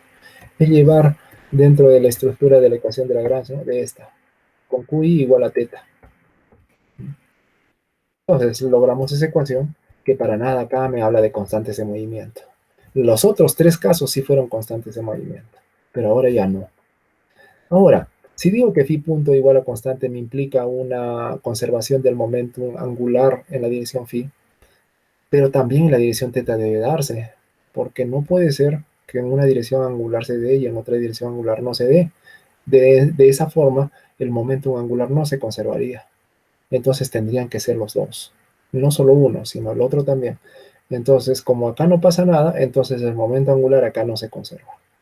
Lo que sí se conserva es el momento lineal, como hemos visto en las dos ecuaciones anteriores para las coordenadas del centro de masa del disco grande, que eran X y Y, ¿no? Para ese sí, pero para el otro disco pequeño no. Ni siquiera el momento angular. Muy bien, vamos a otro ejercicio, un tercer ejercicio. Dice, un bloque de masa M está rígidamente, acá tengo el bloque de masa M, está rígidamente conectado a una pista circular. Esta es la pista circular. Esta línea roja entonces es una barra rígida que conecta este bloque con esta pista circular. Entonces, que conecta una pista circular sin masa de radio A. Es esta, ¿no? Sobre una mesa horizontal. Ah, ya sobre una mesa horizontal. Ahí está la mesa, acá abajo. Sin fricción. Ya evitemos, ya sabemos que cuando hay fuerzas de fricción es todo un problema, ¿no? Ahí tenemos que trabajar con fuerzas disipativas y la ecuación de Lagrange ya no es la misma, hay que arreglarla. Como se muestra en la figura, ya mostramos en la figura. Una partícula de masa m minúscula es confinada a moverse sin fricción sobre la pista circular. Acá debe haber un canal, de tal manera que esta partícula de masa m se mueve en el círculo. Pero además que el círculo también se está moviendo a la derecha cuando está jalándose la masa, ¿no? O sea, hay que considerar todos los movimientos. Movimiento de la pista circular hacia la derecha y además el movimiento de la partícula acá adentro, de la pista circular. Listo, se mueve sin fricción sobre la pista circular, la cual es vertical. Todo esto es un movimiento vertical. Dice, empecemos. Escriba la lagrangiana usando θ como coordenada, este ángulo θ como coordenada. Ya, encuentre las ecuaciones de movimiento, o sea, las ecuaciones de Euler-Lagrange. Luego, en el límite de ángulos pequeños, ya vamos a ver otra vez frecuencias pequeñas, ¿no? Resuelva las ecuaciones de movimiento para θ como función del tiempo. Ya, vamos a ver si podemos resolver las ecuaciones de movimiento cuando θ sea pequeño. Empecemos a ver. Vamos a asumir un sistema de coordenadas que esto está un poquito más dibujado. Esta línea del eje X debería pasar por el centro de la pista circular, ¿no? Piensen en eso, debe pasar por el centro de la pista circular. De tal manera que el eje Y pueda pasar por arriba y el origen de coordenadas pase no necesariamente por el centro, de repente más acá, más allá, en otra posición, pero que el eje X sí pase por este centro, ¿no? Y que pase por esta línea roja también, que sería la conexión con la masa M rígida, ¿no? Entonces, vamos a ver, sea X la coordenada del centro de masa, ya, medida desde aquí, desde el origen de coordenadas hasta este punto, eso que sea X. De la pista circular, teta, el ángulo de localización de la masa M, ya, acá está teta. Por lo tanto, entonces, ¿cuáles serían las coordenadas de posición de esta partícula? Vamos a describir, ¿eh? Vamos a ver las coordenadas de esta partícula. Serían X, que sería la distancia de aquí, del origen de coordenadas hasta este punto, más la posición de la partícula, que sería esto, siendo el radio A, y esto sería A por seno de teta, el opuesto, ¿no? A seno de teta. Entonces la coordenada sería X más A seno de teta. Para Y, como mi origen de coordenadas, como mi eje X pasa por acá, por esta línea, por este punto, que es el centro de la pista circular, entonces la coordenada Y sería esta distancia acá negativa. Claro, si esto es A coseno de teta, ¿no? Entonces menos A coseno de teta. Muy bien. Ahora, ¿qué más? Ahora esta masa, ¿qué coordenadas tendrá? Como está fija con una barra rígida acá, ¿cuál será su coordenada de posición? Será X, ¿no? Esta distancia X acá hasta este centro, más la distancia desde aquí hasta aquí, que como está unido a una barra rígida, todo eso sería una constante. Todo esto sería una constante. Llamémosle B a esa constante.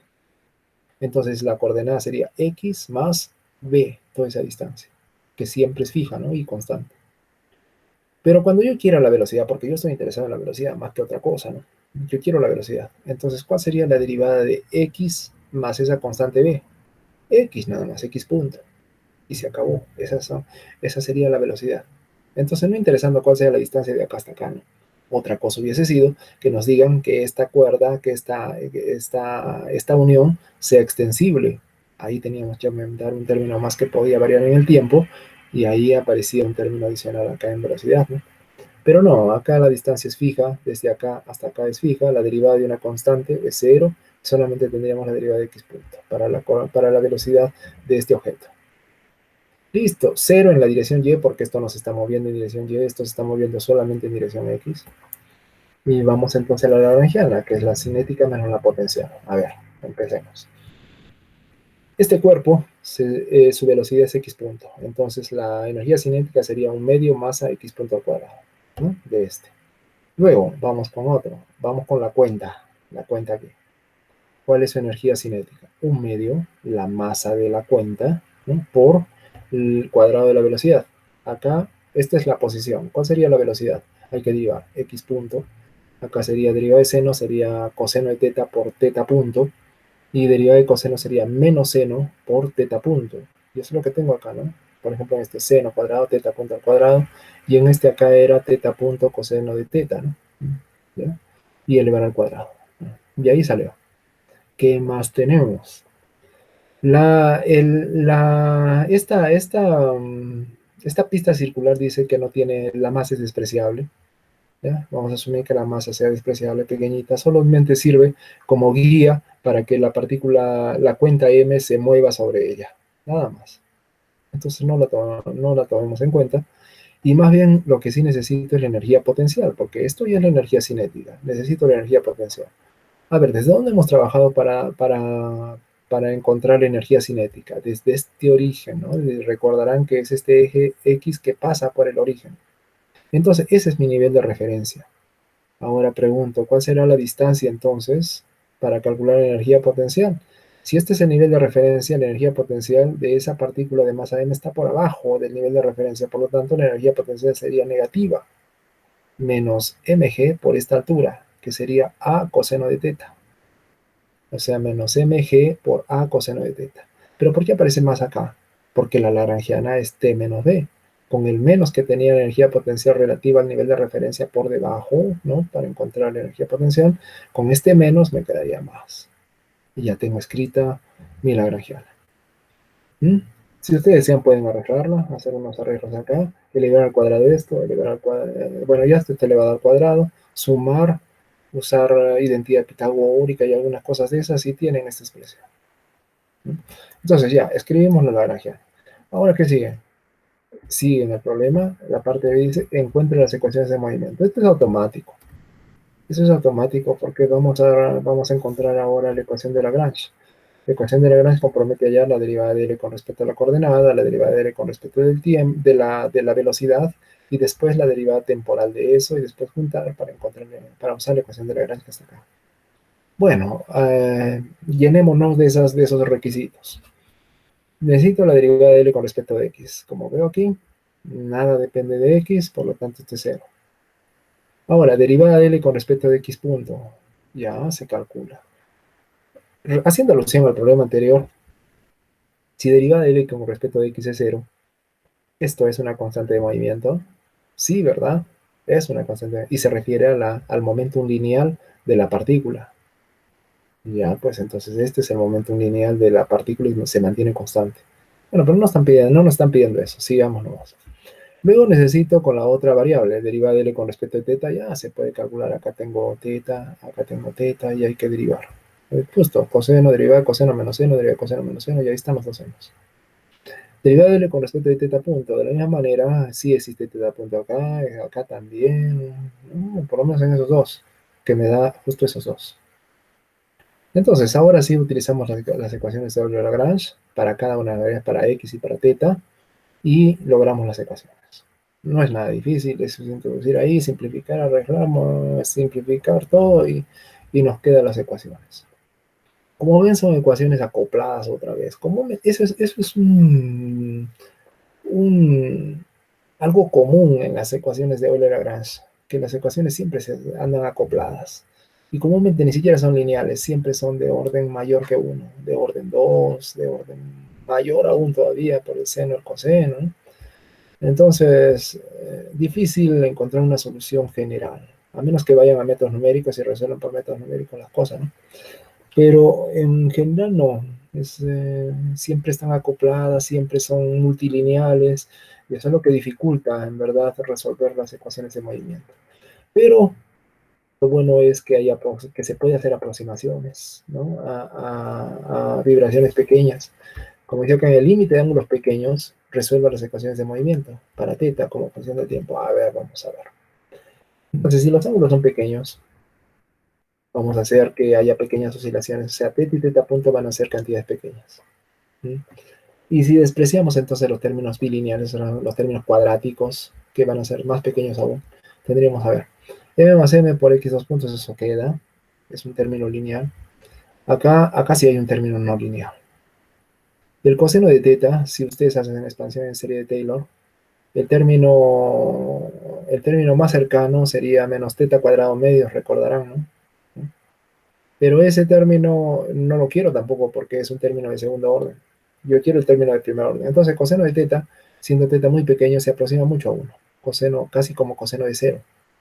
Entonces nos quedamos con como 1 para acá, para ángulos muy pequeños, teta. Así nos quedamos entonces con MA teta dos puntos que está aquí. Y el seno de teta ya sabemos que tiende a 0, ¿no?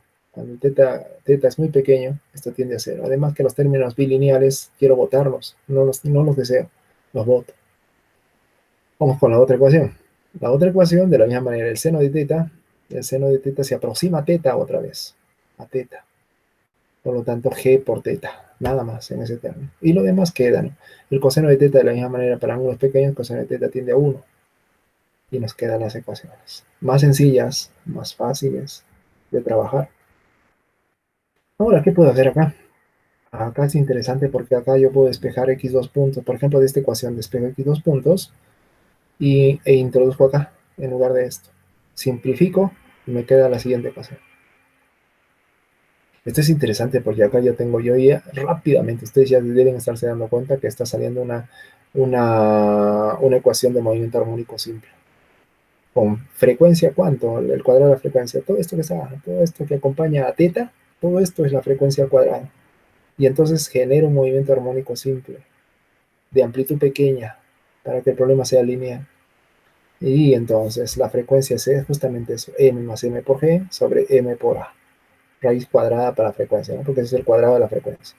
Y la solución en senos cosenos, ¿no? Porque es una solución ondulatoria. El hecho de que no tenga acá A y B no es problema, porque si yo conociera las condiciones iniciales, podría encontrar A y B y resuelvo del todo mi problema. Lo importante es esto, encontrar esas frecuencias de oscilación pequeña, ¿no? Del sistema. Muy bien.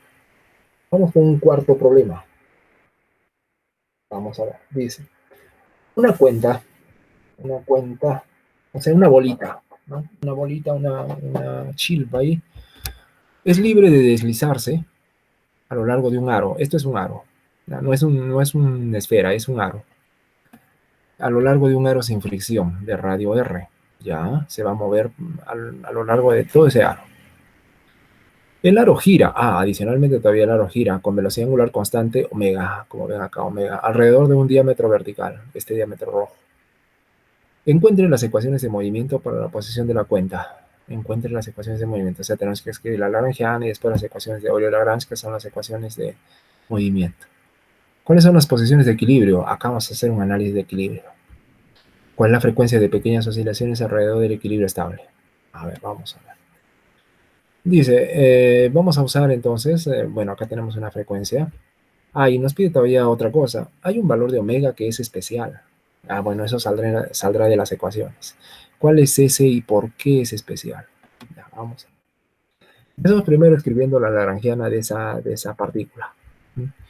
La lagrangiana es la cinética menos la potencial. Vamos a tomar un nivel de referencia que pase por aquí, por el origen, el centro del anillo. El centro del anillo. Y por ahí que pase nuestro eje X y el eje Y para arriba. ¿Ya? Entonces, a ver, construyamos. Primero la velocidad de esta partícula. ¿Cuál es la velocidad de esa partícula? Hay dos velocidades, que seguramente yo estoy viendo ahí a dos velocidades. Primero, que la cuenta se va a deslizar por el aro. Y si se desliza por el aro, quiere decir que hay una velocidad tangencial. Y esa velocidad tangencial claramente la veo acá, r teta punto. Radio por la variación de teta. R teta punto. Esa es la velocidad tangencial, sería velocidad angular por radio de esta partícula, de la cuenta, ¿no? ¿Qué otra velocidad hay? Dice que, a ver, acá hay una velocidad media rara que viene a ser debida a la fuerza, a la aceleración centrípeta. A ver, velocidad angular, vamos a ver. Este radio acá, porque además del movimiento de la cuenta sobre todo el aro, en esta curva, también está rotando, también está haciendo un movimiento de rotación. Y yo lo único que he analizado para encontrar este r teta punto como velocidad tangencial es la debida a la partícula que se está moviendo sobre el aro. Pero ahora me falta la velocidad debida a la rotación, ¿no? Y debido a la rotación, yo engendro acá, cuando lo ubico por acá la partícula, engendro un círculo, ¿no? De radio pequeño. No es el radio del diámetro ni nada, es un radio pequeño. ¿Cuánto vale ese radio pequeño? Este es teta, sería el opuesto, r seno de teta. Acá tengo r seno de teta. Entonces voy a tener una velocidad tangencial también, pero tangente a este círculo pequeño. Una velocidad tangencial que va a ser velocidad angular por radio. Acá está, velocidad angular, que es esta, por el radio, que sería r seno de teta, justo lo que he dicho. Este es r, este radio pequeño del círculo pequeño es r seno de teta. Entonces tengo esa velocidad. Esa es tangencial a este círculo menor. En cambio, esta r teta punto es tangencial al aro, acá. Entonces esas son las dos únicas velocidades que tenemos y las escribimos de esa manera. Ahora veamos la energía potencial del sistema. Como mi nivel de referencia de eje X pasa por acá, entonces la energía potencial hacia abajo es negativa. Y la altura sería esto. Y esa altura es R coseno, ¿no? R coseno de teta. Por lo tanto tengo mg R coseno de teta, con más, porque la lagrangiana es T menos B. Entonces menos por menos más y me queda la lagrangiana de esta forma. Muy bien, ahora identifico las coordenadas de trabajo. Las coordenadas de trabajo son teta y únicamente teta, no hay más, ¿no? Es la única. Entonces hay una sola ecuación de movimiento, una sola ecuación de Euler-Lagrange. Encontramos derivada de L con respecto de teta, derivada de L con respecto de teta punto y la derivada temporal de derivada de L con respecto de teta punto. Derivada de L con respecto de teta, fácil, se deriva de seno cuadrado 2 veces seno coseno. El 2 se va con el 1 medio, bien, ¿no? La derivada de coseno es el menos seno y está acá, ya tengo. Derivada de L con respecto de teta punto. Ahora la derivada con respecto de teta solamente es aquí. Un medio con 2 se va y me queda mr cuadrado teta punto, ¿no? Mr cuadrado teta punto. La derivada temporal de eso sería mr cuadrado teta 2 puntos. Y sustituimos en la ecuación de movimiento de Euler-Lagrange y nos queda una ecuación como esta, que simplificada nos da esto. Ahora, ¿qué interpreto de esta? Todo es interpretaciones acá, porque miren, acá yo tengo una ecuación enteramente no lineal. Bueno, es de una variable, eso es conveniente, porque ahora solo tengo una variable. Pero el inconveniente de esta es que es una ecuación, miren, seno por coseno. Es una ecuación multilineal, porque si ustedes desarrollan en serie de Taylor el seno y en serie de Taylor el coseno, después les queda después potencias de teta hasta el infinito. Y si todavía lo multiplican, peor. Entonces, esta ecuación es no lineal. De hecho, no podemos trabajar con ella fácilmente. Pero aproximaciones, las aproximaciones nos ayudan, ¿no? Pero miremos un poquito la estructura. ¿De qué se trata esto? Esto, miren, teta 2 puntos es aceleración angular, ¿verdad? Aceleración angular. Si yo multiplico por el radio, la aceleración angular queda aceleración tangencial. ¿Sí o no? Es una aceleración tangencial, o sea, tangente al aro. Una aceleración tangencial al aro. Esa aceleración tiene dos componentes. Si están mirando acá, son dos componentes. Una, que sería esta aquí, g por seno de teta. Y otra, que sería omega cuadrado r coseno de teta por seno de teta. Ahora, ¿qué son esas? O sea, ¿cómo las veo? ¿Quiénes son? ¿No? Porque así como está, o sea, yo veo aceleración tangencial que tiene dos componentes, una debida a la gravedad y otra debida a no sé qué cosa será esto. Vamos a interpretar, ¿eh? Vamos a mirar, les he preparado acá una figura para que demos una ojeada a eso. A ver, acá está la partícula, este es el aro, ¿no? Está el radio del aro es R y el ángulo teta era este acá que nos dijeron, ¿no? A ver, vamos a poner el puntero para que se mire. Decía que esta es la partícula, ¿no? Acá tengo el ángulo teta y este es el radio del aro en negro. Ya. Ahora veamos cuál era nuestra aceleración de interés, la tangencial al aro, ¿no? Aceleración tangencial al aro. Es la última ecuación que hemos tenido en el PDF que estábamos mirando. Entonces, quiero todas las componentes tangenciales al aro. A ver, ¿cómo las veo? Primero, la partícula está sometida a un campo gravitatorio con una aceleración hacia abajo, que es la gravedad, acá, hacia abajo. Entonces, G hacia abajo. Esa aceleración ahora la voy a tratar de proyectar, porque este es de hacia abajo. Yo la quiero proyectar en dirección tangencial al aro, ¿no? A ver, este ángulo es teta. Por juego de ángulos, a ver, este ángulo es teta. Este acá, el complemento 90 menos teta. Esto es 90 grados. Por lo tanto, este ángulo será teta. Este entonces será 90 menos teta. Y entonces este será teta porque este es 90. Ya, se va jugando hasta llegar que este ángulo es el mismo que este acá. Este teta en morado que estoy poniendo acá. Por lo tanto, ¿cuál sería entonces la componente de la gravedad en la dirección tangencial al aro? Si yo descompongo, me queda esta, que sería opuesta al ángulo teta, o sea, G seno de teta. G seno de teta, como ustedes pueden ver acá, aquí está. Aquí, G por seno de teta. O sea, esta componente de la aceleración tangencial es debida a la gravedad, que jala hacia abajo. Ahora, la otra, ¿cuál sería la? Vamos a analizar la otra, ¿no? La otra componente. Ahora la otra componente se trata, como recordarán, esta partícula, además de estarse trasladando sobre el aro, también está rotando, ¿no? Respecto a un eje vertical que pase por aquí. Está rotando, está haciendo esta rotación.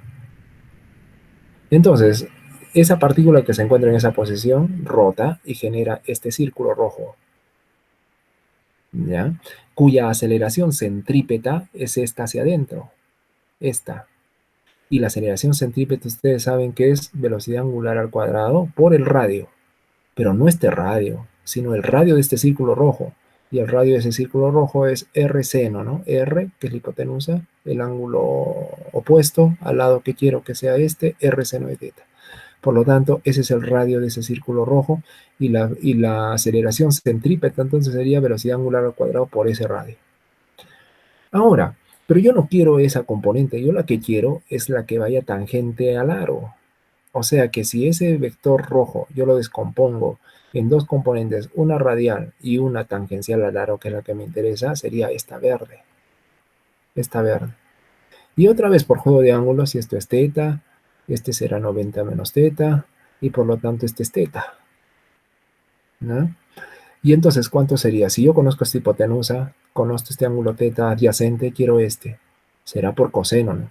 O sea, este omega cuadrado R seno de teta lo multiplico por coseno.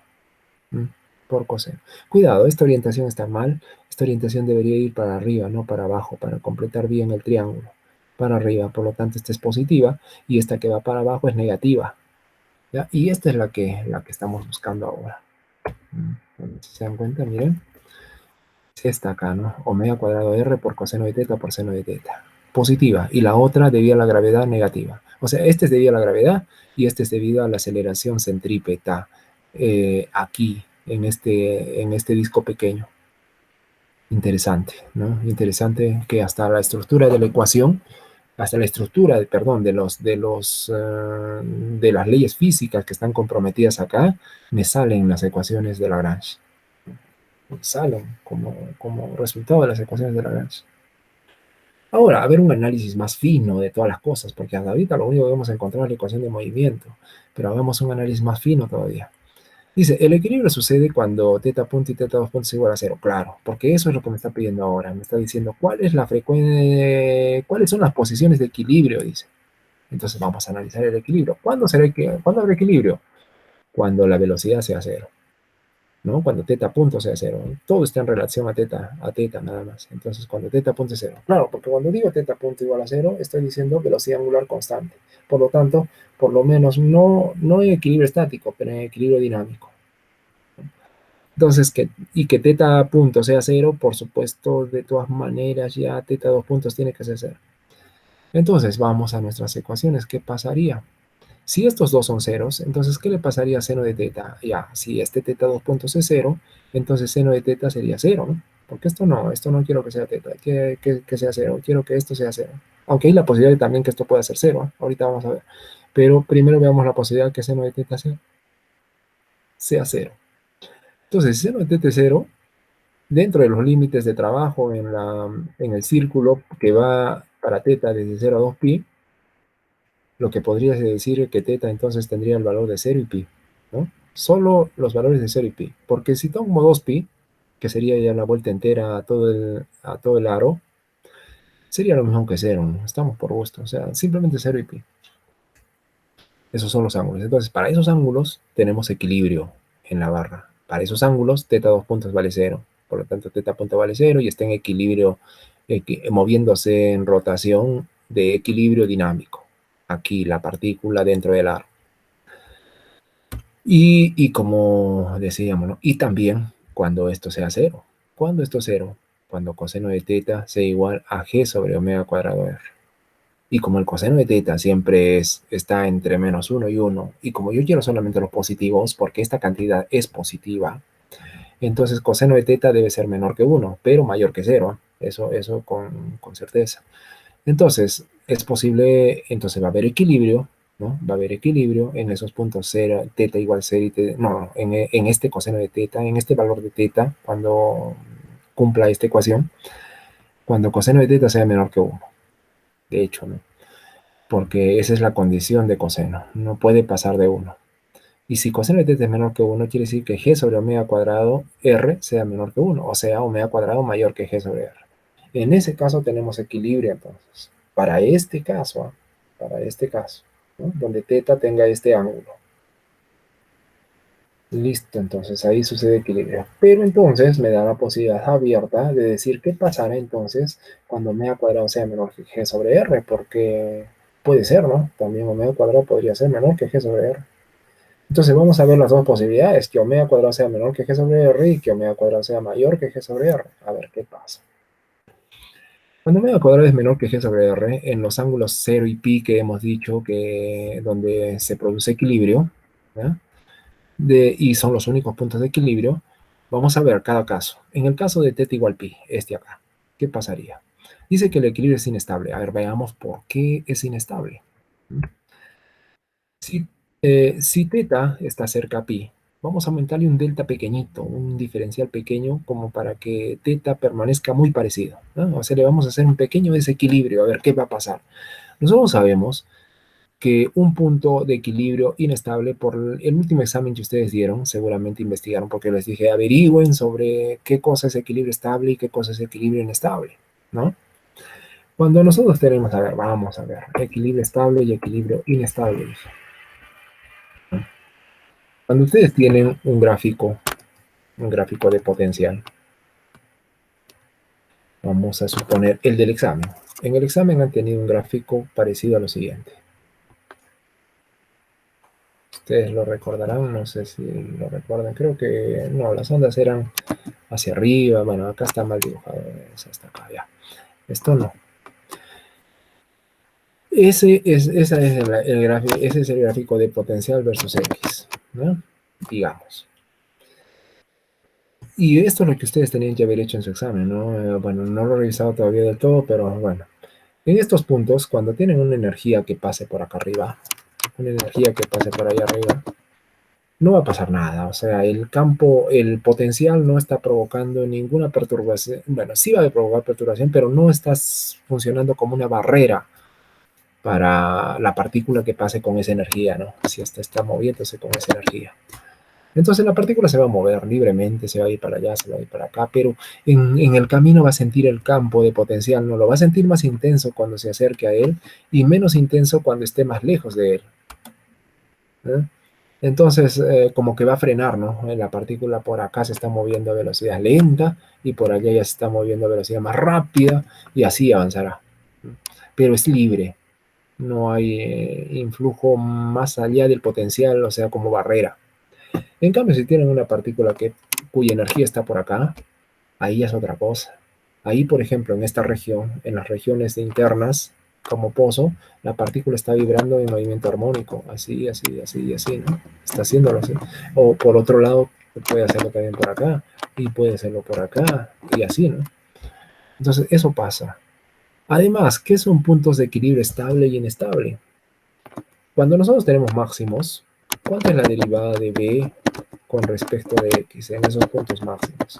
Cero, ¿verdad? Y en los puntos mínimos, de la misma manera, también es horizontal, ¿no? Derivada de b con respecto de x también es cero. Por lo tanto, tengo puntos de equilibrio. Pero este es un punto de equilibrio estable, porque cuando llegue la partícula acá, va a empezar a oscilar y va a estar con frecuencias de oscilación pequeñas. En cambio, si está por acá, ¿qué le va a pasar a la partícula? Un pequeño desvío hacia allá y se va para abajo.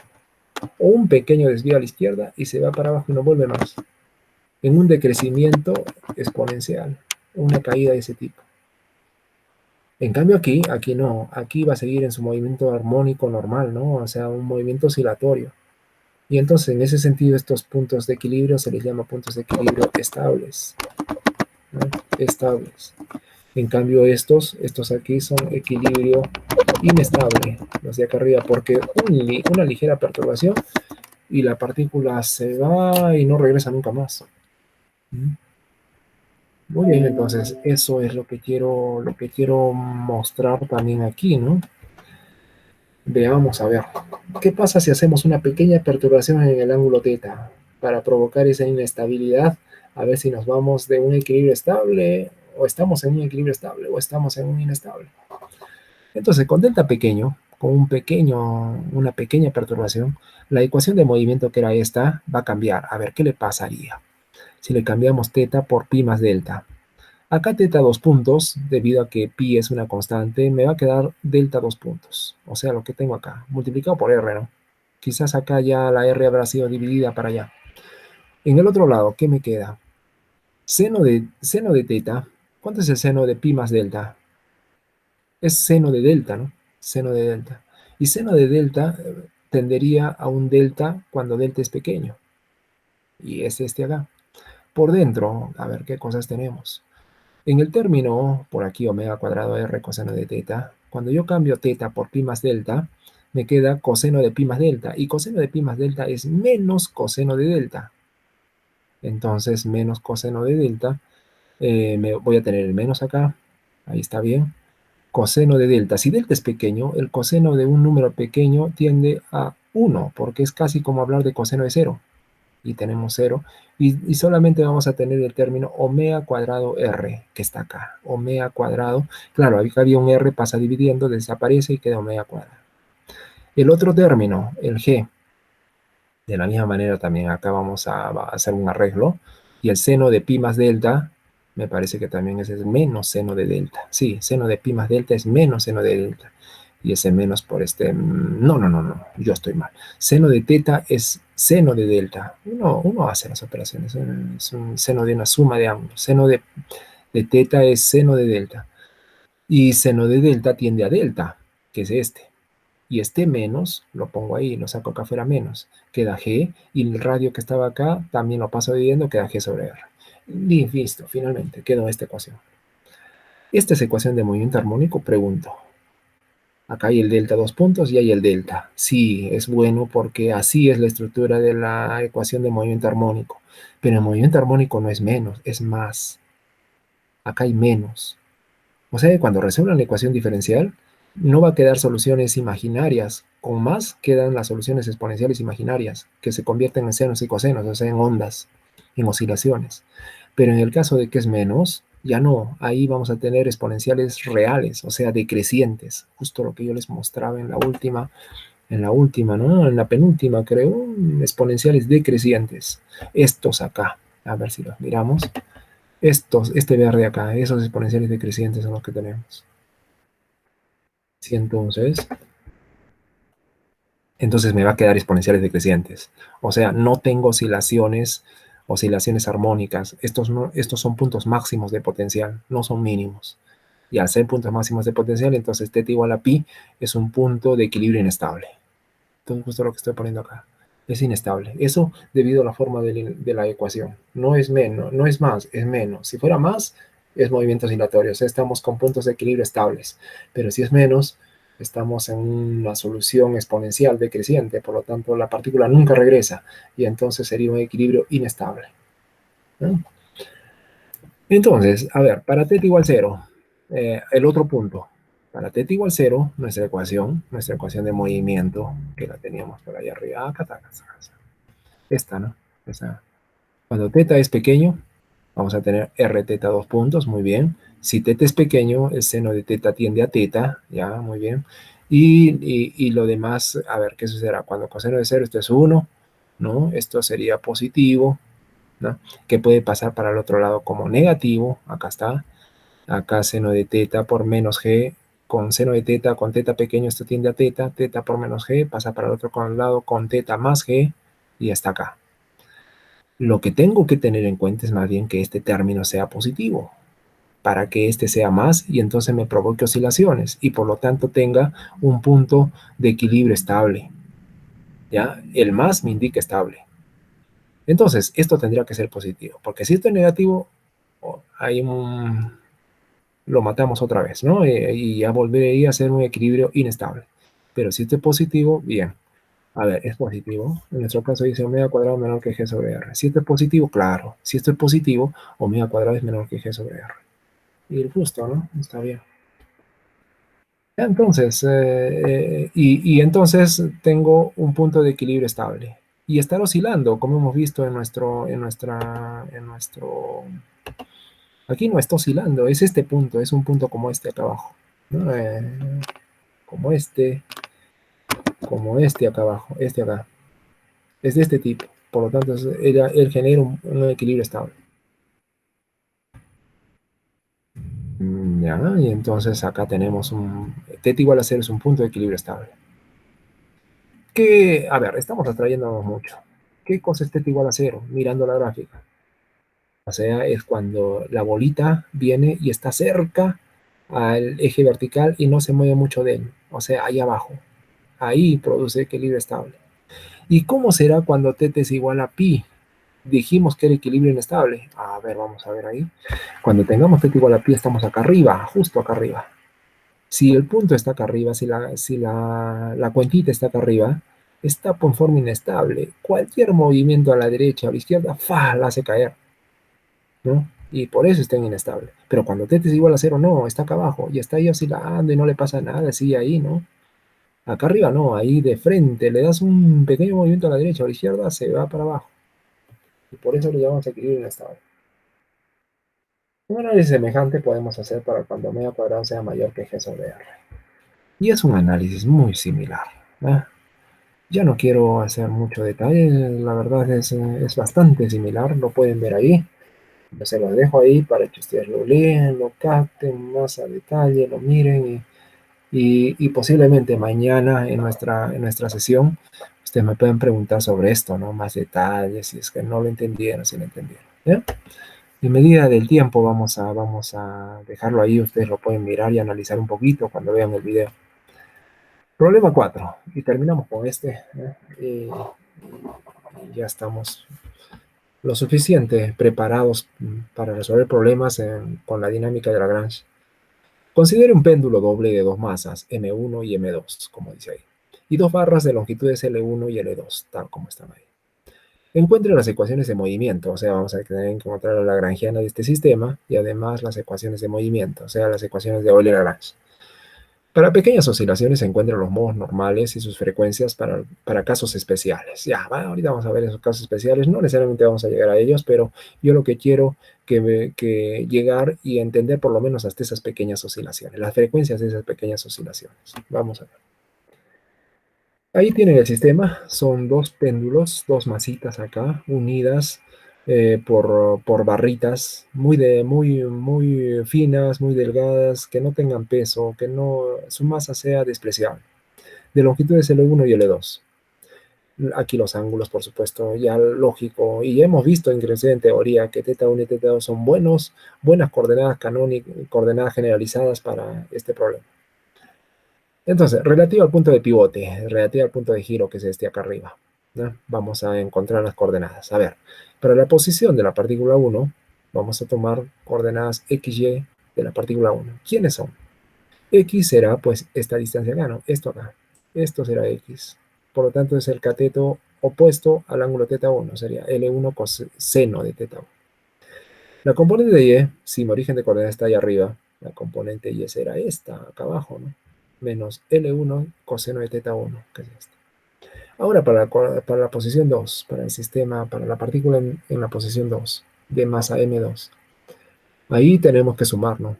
Esta más esta. Hay que sumar esas dos distancias para encontrar la coordenada de posición X de esta partícula, de la partícula 2. Tenemos L1 seno de θ1 más L2 seno de θ2. Para Y, igualito, hay que sumar esta más esta.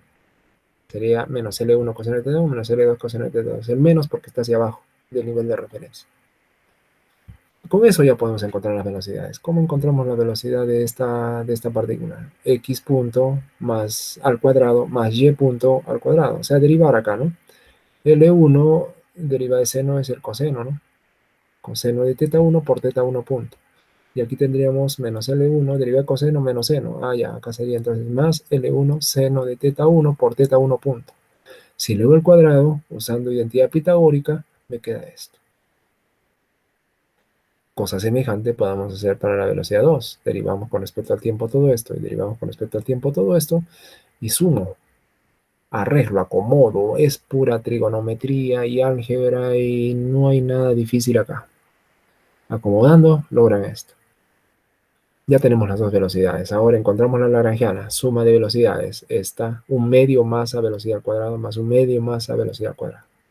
Más la energía potencial. Ahora, como el nivel de referencia está por acá arriba, las energías potenciales de ambas las dos partículas negativas, ¿no? De esta y de esta. Entonces ya, es por eso que aparece más acá, porque la lagrangiana debería ser T menos V, pero el menos, por el menos que me da de energía potencial acá para abajo, más. Y entonces tenemos para este masa, gravedad, altura, que sería L1 coseno de θ1. Y este masa, gravedad por altura, que sería toda esta suma. L1 coseno de θ1 más L2 coseno de θ2. Que está ahí. Muy bien.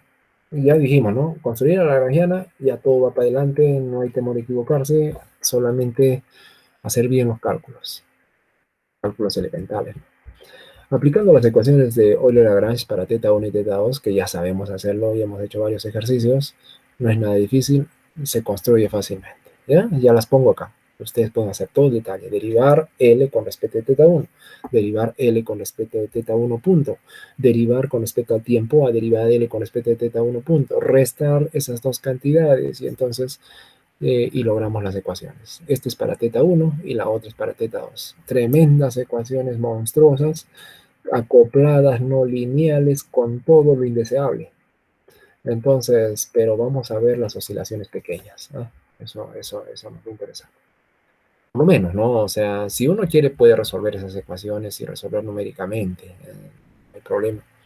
Pero lo que vamos a hacer ahora más bien es oscilaciones pequeñas, o sea, aproximaciones. Si teta 1 y teta 2 fueran pequeños, a ver, ¿cómo se ve acá? Si teta 1 y teta 2 son pequeños, ¿qué término puede irse de acá? Este término, por ejemplo, cuadrático, no lo quiero porque es muy pequeño. Se puede ir. El seno de teta 1 lo puedo aproximar a teta 1, ¿sí? A teta 1.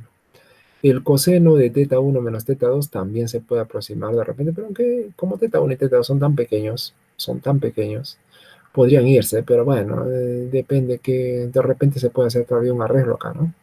Como teta 1 es tan pequeño y teta 2 es tan pequeño, la resta es muy pequeña y el coseno de 0 tiende a 1. Podría tomar entonces 1 esto. De hecho, puede ser. Entonces, a ver, veamos. M1 más M2 L1 al cuadrado, teta 1, 2 puntos, queda. Más M2 L1 L2, ya lo que estoy haciendo es dividir por L1 a todita la ecuación. Entonces L1 al cuadrado está quedando como L1. Y acá dividir entre L1 solo queda L2. Y queda teta 2 puntos y por supuesto, como dijimos, teta 1 y teta 2 pequeños, coseno de 0 tiende a 1. Queda ahí. Este teta punto 2 al cuadrado que se vaya. Este término no lo quiero. Muy pequeño. Este sí puede quedar. M1 más M2 por G por L1 que se dividió por L1 se va y seno de teta 1 que se aproxima a teta 1. Y quedamos con esa ecuación. Cosas semejantes se hace con la segunda ecuación. No lo voy a decir a detalle ya. Se logra una ecuación de esas. Ya son más reducidas, más bonitas las ecuaciones, ¿no? Ya no son tan pesadas como antes. Pero a ver, veamos. Vamos ahora a encontrar las frecuencias. A ver, ¿cómo vamos a hacer para encontrar las frecuencias? Vamos a hacer un método medio extraño que me gustó, lo vi, me gustó la técnica. Vamos a hallar una derivada, vamos a calcular derivadas segundas a las dos ecuaciones. Comúnmente estos problemas se tratan con oscilaciones pequeñas que comprometen un conjunto de aplicaciones de álgebra lineal, que como lo vamos a ver en el último capítulo, vamos a ver ahí ese tipo de trabajo en álgebra lineal. Pero por ahora no quiero hacerlo, o sea, no quiero entrometer conceptos, entonces quiero verlo de otro modo. Y este es un modo que vi que me gustó bastante, ¿no? Vamos a calcular las segundas derivadas de estas ecuaciones. Dos veces vamos a derivarlas. Como vamos a ir a dos veces, acá teta 1 2 puntos se va a convertir en teta 1 4 puntos, o sea, una derivada cuarta. Hagamos todo ese trabajo, ¿no? No es nada difícil, se puede hacer las derivadas y seguimos. Por ejemplo, acá una segunda derivada se convierte en cuarta derivada y acá una primera derivada, derivada de orden cero, una derivada de orden segundo, porque estoy aplicando dos veces. Lo mismo en las otras ecuaciones, ¿m? Y logramos esas. Ahora ya es más fácil que elimine, por ejemplo, teta 2 de una de las ecuaciones. Y puedo hacerlo, ¿eh? Vamos a hacerlo, vamos a eliminar teta 2, por ejemplo, de acá, de la primera ecuación. Tengo teta 1 acá, teta 1 acá y únicamente teta 2 acá. Entonces puedo despejar ese teta 2 de aquí y meterlo en la otra ecuación, ¿eh? Total, que si hago eso, si hacemos ese trabajo, vamos a tener esta ecuación. Solo en teta 1, reducida. Es interesante porque esta es una ecuación de cuarto grado, de cuarto orden, perdón. Ecuaciones de segundo orden me dan soluciones armónicas, soluciones ondulatorias, oscilatorias. Teta cuarta, derivada cuarta, también me da soluciones oscilatorias. Teta sexta también, octava y así. Entonces, asumo de que acá hay una solución de la forma ondulatoria que le voy a proponer que sea A seno de omega t más phi. Entonces, si introducimos eso en la ecuación, ¿no? Hacemos las derivadas segundas, las derivadas cuartas y todo para teta 1, logramos la siguiente ecuación. Es como una teoría de fasores. Es como meter un fasor. Este es un fasor dentro de esta y me queda una ecuación donde ya no tengo más ecuaciones diferenciales. Tengo una ecuación bicuadrada, si se dan cuenta, miren, esta es una constante, este tiene un coeficiente constante también, pero por omega cuadrado, y acá también un coeficiente constante por omega cuarta, una ecuación bicuadrada. Si ustedes resuelven solamente para los valores reales, que son los de importancia en física, vamos a tener dos valores, y son estos, omega 1 cuadrado, esta cosa, y omega 2 cuadrado, esta cosa. Haciendo pues la fórmula menos b más menos raíz de b cuadrado menos 4c sobre 2a, ¿no? Y tienen ahí las dos. Ya, estas son las frecuencias, y estas son las frecuencias de modos normales de vibración que vamos a tener, de frecuencias de vibración pequeñas, pequeñas. Las soluciones, como son de tipo seno coseno, vamos a escribirlas de forma más general, la forma más general de esta forma, de esta manera. Teta 1 con omega 1, ¿no? Y en combinación lineal con omega 2 porque es un sistema acoplado, ¿no? Al ser sistema acoplado, ambas las dos soluciones van a tener las frecuencias en su ecuación deben comprometerse las frecuencias omega 1 y omega 2, las dos, ¿no? Porque es un sistema acoplado. Teta 2 también. Listo. Esos son los modos normales, se le llama modos normales de vibración. Las velocidades asociadas a estas son estas, que se derivan con respecto al tiempo, no hay ningún problema. ¿Y cómo hacemos entonces ahora para encontrar los coeficientes A1, A2, B1, B2, C1, D2, D1, D2 y todos esos coeficientes que tenemos acá? Pues vamos a asociarlos de tal manera que estos valores de teta 1, teta 2 y teta 1 punto, teta 2 punto, vamos a meterlos en la ecuación original, en las ecuaciones de movimiento original, en estas. Cuando las introducimos ahí, van a salir estas relaciones matemáticas para los coeficientes A1, B1, C1, D1 y todos esos. Y la idea es resolver esas ecuaciones. ¿Cómo las resolvemos? Tenemos que tener valores iniciales, condiciones iniciales de posición, de velocidad y todo eso, ¿no? O sea, para cada partícula. La partícula 1, su condición de posición y velocidad inicial. La partícula 2, su condición de velocidad y posición inicial. Son 4 condiciones para cuatro ecuaciones que por lo menos me pueden dar idea de A1 en función de A2, de B1 en función de B2, de C1 en función de C2 y de D1 en función de D2 y por lo menos ya describir el movimiento. No llegamos hasta ese extremo, ya hemos avanzado bastante. Acá lo más importante es mirar estas frecuencias, estas frecuencias de oscilaciones pequeñas. Son dos formas de oscilar. De hecho, esas dos formas de oscilar tienen que ver con la forma en que oscila el péndulo. ¿Cómo son esas dos formas? Una es cuando el péndulo 1 y el péndulo 2 entran en fase, o sea, las dos están oscilando o a la derecha o las dos para la izquierda. Y la otra frecuencia se refiere a cuando L1 está oscilando, digamos, para la derecha, pero L2 para la izquierda. O sea, hacen un revés, ¿no? L1 para la derecha, L2 para la izquierda, o si quieren, L2 para la derecha y L1 para la izquierda. ¿Ya? Esos son los dos modos vibracionales y las frecuencias de vibración de esos dos modos son estas dos. Que por supuesto tienen que salir acá raíz cuadrada de esto, ¿no? Y raíz cuadrada de esto. Bien, eso es. Por hoy día hemos terminado, hemos puesto ejercicios y le hemos sacado al jugo a todos los ejercicios, ¿no? No solamente encontrando las ecuaciones de Lagrange, no solamente encontrando las ecuaciones de movimiento, sino también analizándolas, entendiéndolas, qué cosas son componente a componente, y más allá todavía, tratando de resolver las ecuaciones de movimiento para oscilaciones pequeñas, ¿no? Para oscilaciones pequeñas lo interesante es que sus ecuaciones se vuelven lineales, como habíamos visto con algunos de ustedes en métodos 2 también, ¿no? Que los problemas a veces se simplifican cuando tomamos oscilaciones pequeñas. Y bien, entonces eso de importancia en este momento, ¿no? Ya que también el viernes van a tener su examen. Y les digo, hasta aquí, hasta donde hemos avanzado, es el examen. Hasta aquí, ¿no? Lo que avancemos mañana miércoles y ya para lunes y lo que sea es posterior. Pero hasta aquí, entonces, el examen para el día viernes, que lo tienen hasta para todo el fin de semana. Bien, entonces, hemos terminado nuestra sesión hoy día. Espero que sea de satisfacción para ustedes, por lo menos para entender bien los problemas, entenderles, sacarles toda la información posible al problema. No solo quedarse con lo elemental, lo básico, sino sacarle todo. Entonces, muy bien, nos encontramos el día de mañana en clases y por ahora Eso es todo. Buenas tardes.